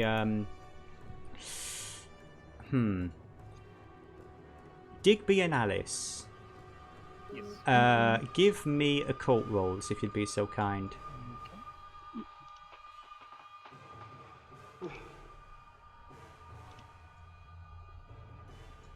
Okay. Alice, you're not sure. Digby, I would say you would know enough to know that the dagger is not the thing that's possessing her. The dagger is also a puppet. It could be useful, though, to deal with Corbett. Digby's going to try and pull the dagger from the wall, but keep it with grip on it. He goes, "We have to find Corbett. I bet I know where he is." Where are you going, Digby? He's going to indicate the hole in the wall. Okay. Head on through. Coco, I want you to make me a sanity roll, please, to see if you can resist the urge to stop him. You really don't want to be here anymore. I'm tired of this place. I want to go home. I want to put on a party. Want things to be easy. Did you put on a body? Coco, for the briefest of moments, for now at least, you are your own woman. So Ta-da! Wait, what the hell is... What the Lydia. hell is... What? I need that fluid, a cleaning fluid, anything that can burn. I'm gonna reach into my pocket of stuff, because there's lots of pockets with a camera pack, and just pull out a big bottle of cleaning fluid. okay. Just hand it to him. Digby will put it in one of his outer pockets with his lighter and just goes, if he takes me down, use the dagger, try and dismember him, and then coat the body in the fluid and light it and get out of here. Seriously, what the fuck? It's alright, this prick has been dead for over 100 years. I don't know who any of you are. Can I take some photos of Digby while he's waving the knife around? You know what? Yes, Not roll like me he's not the photography skill. Okay. I'm filming. Yeah. Okay, give me a second, I lag a bit. I'm sorry. James is sort of happy to be knocked out cold. Let's hope no one forgets to bring him up to the... Yeah. above the surface Especially if you're when- starting to burn the house down. Yeah. Oh, yeah. Well, We Digby's already accidentally commit murder? said- Well, no, Digby's already said she'd get out of there as soon as we can. Okay, Thing there's a is- lot of action going on. Is this a regular roll? So, Lydia, you are trying to get the fluid and everything over to Digby. I would say what this is going to be for your character. Let's see what kind of role makes sense. I would say, I would say you can throw it over to Digby, but you can throw it with, make it an easy roll with a bonus die. Okay. Is that a throw roll? Yeah. Throw. So, easy and a bonus die? Mm-hmm. So, is he blind? Because I don't have easy Oh. as an option. Oh, I'm so sorry. Just a regular roll then. My apologies. Okay. No, blind would be very bad. Blind is ultra difficult. Part of me is like thinking maybe it's a very bad idea to have you guys roll for this, but you know, why not?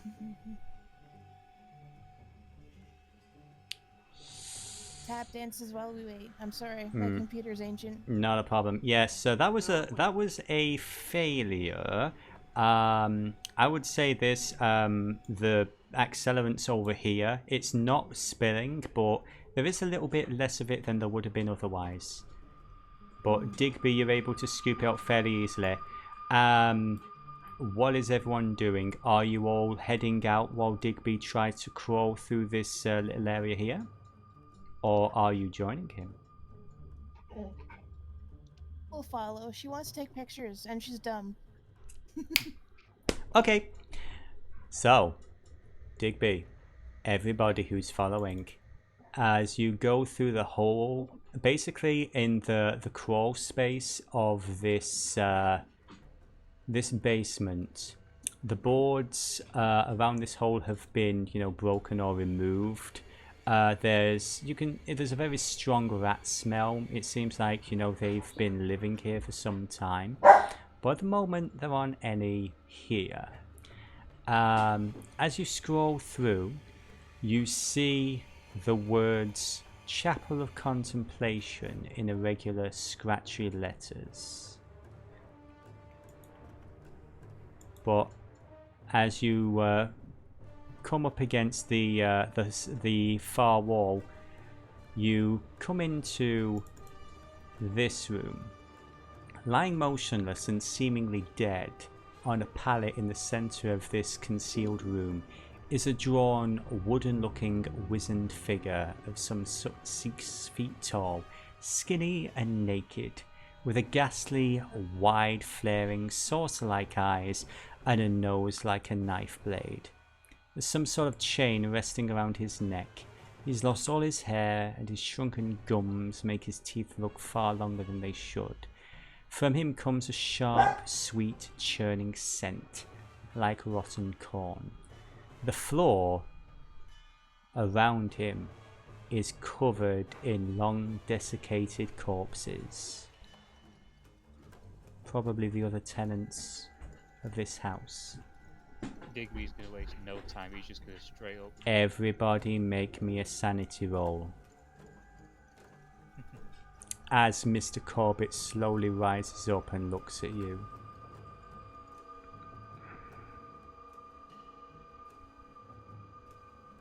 James is so glad he doesn't have to do that. Yes. He can't see jack shit right now. Yes. Being out cold. Everyone's. Success. Oh, Lydia. Yeah, Lydia. I'll do your Yeah. sanity. Yeah. One Yeah, sec. sorry, I was just gonna say, you need to do Lydia for me, sorry. No issue. No issue. Good luck. Everybody. What the fuck? Yeah, I just picture them all being like, at this point, Yeah. it's all good. Okay, so everybody, you only take 1 point of sanity from seeing the corpse rise. Except for Kathleen, my dear darling. Kathleen, I'm gonna need you to roll me a d8. Oh dear. Yeah, the dead are rising. That's that's 6 points of sanity lost to you. Oh, I also really like the idea that Lydia's flashbulb blocked all their eyes to make it less visible, so they all passed their sanity check. That Yes. makes sense. Had she not been clicking all the photos, they would have seen it clearly and been like, "What?" I'd say Digby's that pissed off now. He's just. Yeah. I'm gonna have to say that at this point, Kathleen just is gonna try and run away because I have to go to bed. I know, I do apologise, my friend. I do apologise. No worries. Thank you for joining us, but yeah, Kathleen makes perfect sense for her to run the fuck away. So, yeet! Yet. Kathleen is out. She runs through the blood with no problem. Yeah. I have my fur babies to get back to. They cannot live without their mama. Yeah, Mwah. the cat obsession. Like she's like, "I'm eating." They're in the window, pawing at the window. Good night, Jurnus. You have a good night, hon. Not I Jurnus. think I would leave them alone. I put them in a well-respected cattery for the week. They got I out. love you guys. Love you I gotta too. go. Bye. Right, night. So, Mr. Corbett, he is going to look over to this very annoying so-called occultist, and he is going to attempt to dominate. That is unfortunately for him a failure. Digby, you feel the cold, creeping presence of Corbett push against your brain, but you resist it. What are you guys going to do? Digby's just going to straight try and aim the dagger through the necklace and through his heart. Okay, give me a brawl with a, I would say with a bonus die, please. Come on, Digby. And Mr. Corbett is going to try and respond in kind. Unfortunately for you, Mr. Corbett succeeds. He doesn't get the knife away from you, but he pushes you back, raking you with his claws. So, where? You'll have to bear with me a moment. Trying to understand combat in this game, it's actually a little bit complicated. So, yeah, I would say, yeah, for the moment he doesn't do any damage to you, but he's going to attempt when he gets to his turn. Next up, Coco. What would you like to do, Coco? 1 second.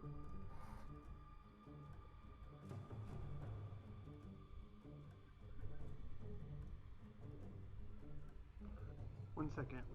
Yeah, so good. In the background, Lydia is desperately and very quickly trying to change the film in their camera. Okay. And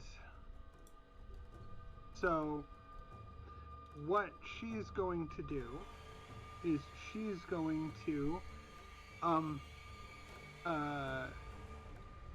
bend down and try to help James, wake him up. Yeah. Okay. Give me a medicine. She looks hurt, and this is all crazy, and she Yeah. doesn't have a. She's not a cruel person. She helps people. Yeah. Give me a medicine check with a bonus die, please. Let's see here. I think that says medicine. I am trying to click it. Nothing's happening. Okay. Oh, there it is. Okay. I got it.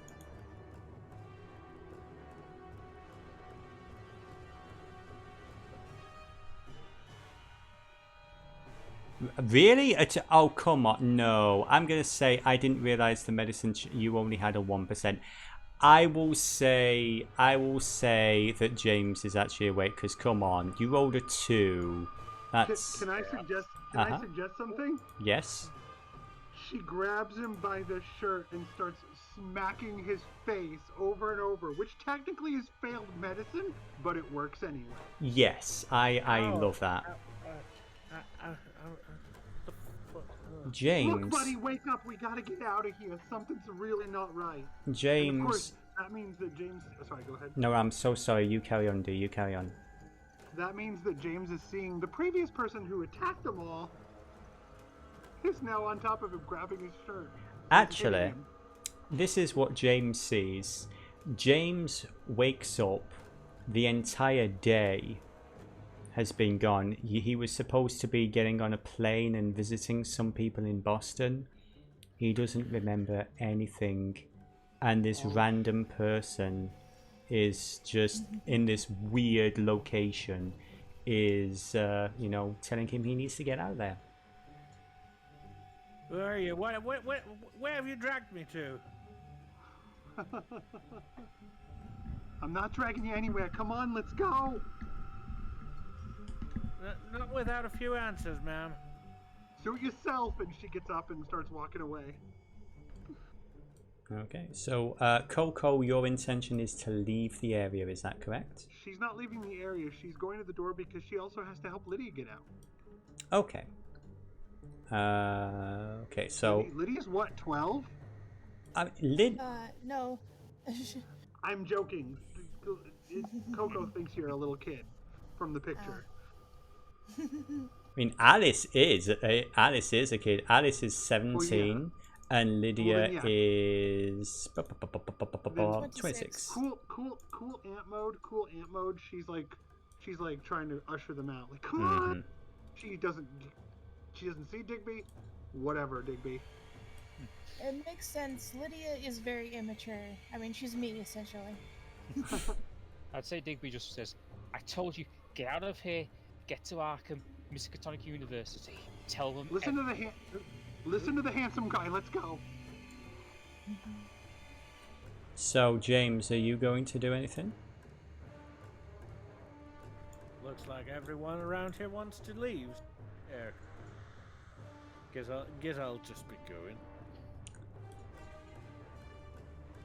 Okay then, I'm going to ask my wife one final question to double check what Alice would do, and then I think we will resolve the scenario for the evening. If that's okay with everybody. Okay, bear with me one moment, please.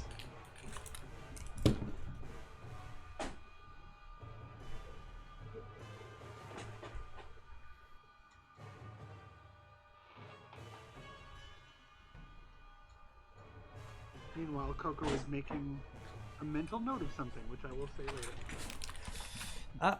Unfortunately, no. She actually took the dog out and left. Whoops. Oh well. Digby, would you please give me a brawl check in response to Mr. Corbett as he attempts to get his claws around your neck? Okay. That would be 1. You've got it, come on. 13. That is lower than his 21. You succeed. Are you using the dagger? No, he's literally just going to smash the fluid on him and then set light to him. Okay. As you do this, the creature screams in rage and fury. You feel the dagger vibrating in your hand angrily. He's going to try and get the dagger in as well. I will allow that as part of the brawl check. As the dagger is plunged into this creature, you said you only had 1 hit point remaining, yes? No, I had 3. Yeah, he's 3. You will take 1 point of damage from the fire as it licks up your arm. However, you plunge the dagger into Corbett's chest as he begins to convulse, scream, and stop moving. Digby is going to grab the amulet, pocket it, and he is going to get out of there. Okay. And your wife's just back in time for the finale. For the final finale. The lowering of the curtain. So, you all leave. Lydia is Bloody's character. Alice was Sorry, Megan's. yeah, my mistake. I screwed up. Sorry about that. Not a problem, not a problem. So, I was just very confused, but amused. I apparently got myself confused as well. so Too many people leaving. as you guys head out of the building, the smoke begins to catch, and you can tell like the basement is beginning to burn and burn. As do you stay and watch the fireworks, or do you just leave? I would say Digby, as they walk away, Digby's going to keep checking over his shoulder to make sure it is burning. Okay.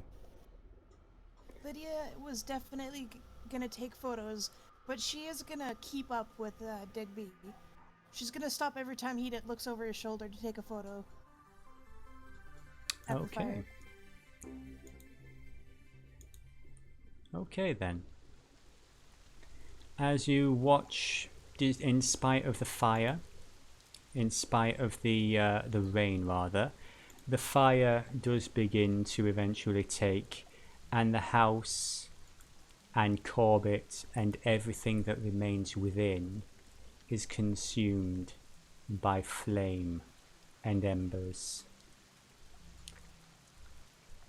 And eventually you find yourselves the start of a new day, surviving the horror of this encounter. What exactly is it that you do with what you have seen and what you have learned? Digby is going to first get some medical treatment. Very wise. Then he is heading straight for Miskatonic University. Perhaps not. I have something to ask. Do tell. Coco is going to try to go with Digby to get medical treatment. Would you allow her to accompany you, Digby? I would say anyone who needs to... I would say he would insist they stay together as a group for the time being before he heads for Arkham. Mm-hmm. Oh, I'm not just gonna let you walk off into the sunset after all that happened to me. By the way, guys, you're not gonna tell anyone about my cursing like that in public. I got a reputation to consider. Right now... I'm sorry, who are you? Look, right now, all I know is my grandfather told me if something like that ever went down, I was to go to Miskatonic. Well, They'd be able to help. Considering what happened, do you mind if I tag along? I need to know what happened Might to as me well. in there. And I'm guessing for the rest of you, this hasn't put you off. You might as well come with us. Alice puts her hand up slowly and says, I might have some thoughts. Actually, oh, 1 second. Actually, I am actually going to quickly summarize to my wife. Okay, so Corbett is dead. They set him on fire and shoved a dagger in him, and they have burned the building down. Coco and Digby are going to head off to Arkham to do a bit more research. What would Alice like to do? Does Alice have any thoughts on the matter? Would Alice want to assist them? Does she want to share any of her insight? I guess I could share the warlock thing that you told me about. And, Okay. How did her footage survive? Did the footage survive? I believe it did, didn't it? Yeah. Yes. Yes. And Lydia's photos. Scholarship money. Scholarship money. I was going to say, Lydia would ask Digby if the university has a dark room, because she needs a dark room to develop her interest film. in further research. Let's just say that we're gonna find probably find every answer we need in Arkham. Okay. Right. Otherwise. Okay. Okay. So Steph. I'm sorry. So When the Seth. stream's over. Yeah. Sorry. Two people are talking to me at once here. Okay. Alice would basically explain that she has a little bit of insider information into the type of warlock that Corbett was. She's aware of this kind of thing, and she explains that he's basically been quote-unquote living in the house for over 100 years. He basically built it to be a vessel for his essence, in a way. And but fortunately, using the knife and burning the place down has put pay to him. He will not be coming back. So, with all that, and she is definitely interested in finding out more of this, and she might have 1 or 2 connections that Digby might find useful. So, the house, yes, the house literally was his phylactery. Yeah, Nice. yeah. So, And what about you, James? I was supposed to meet some business associates here. Yeah, we've kind of. I think we kind of should resolved drag him that. to the hospital. Yeah. If not, then we'll try and get him up to Arkham, and like I say, they'll probably know something to sort him out. Arkham. Well, there's a lot of haunted places there. That could be interesting for videos of mine. Trying to get a little bit of that 3 a.m. spooky stuff going, you know. I would The say, entertainment kids love. and just to close the book on this, because it kind of went to the wayside. As you guys are trying to get a taxi together, you do see this basically this really expensive looking vehicle has been it looks like it's been totaled. It's wrapped around this other car, and you see this a very familiar to some of you dude getting put into the back of a police car for speeding. Alive, but very, very arrested. So the idea of you guys getting paid anytime soon, probably not gonna happen. I It's can't not- remember his name, but I took a photo of the fucker. John Yeah, Smith. John Smith. Yes. His driver's license, strangely enough, says Peter Dimitrovsk. Also, none of y'all signed any kind of paperwork, so Yeah. Yeah. oral that- contract, not worth the money it's printed on. But that, my friends, is in essence the haunting, a Call of Cthulhu scenario, incredibly badly run by yours truly. And This is me incredibly plotting. badly played by yours truly. Yeah. That is me.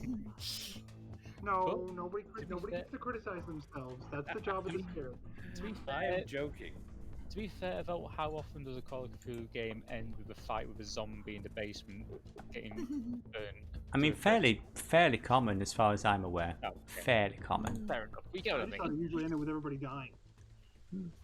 Oh, That's what people Are we think. still on the stream, or is that We are still on the stream. I am still streaming because I want to very briefly show the audience what we missed, because there was that's always fun. there was a lot of stuff there. The long and the short of it is there was a whole location called the Chapel of Contemplation, which if you'd done a bit more research at the library, you would have basically discovered.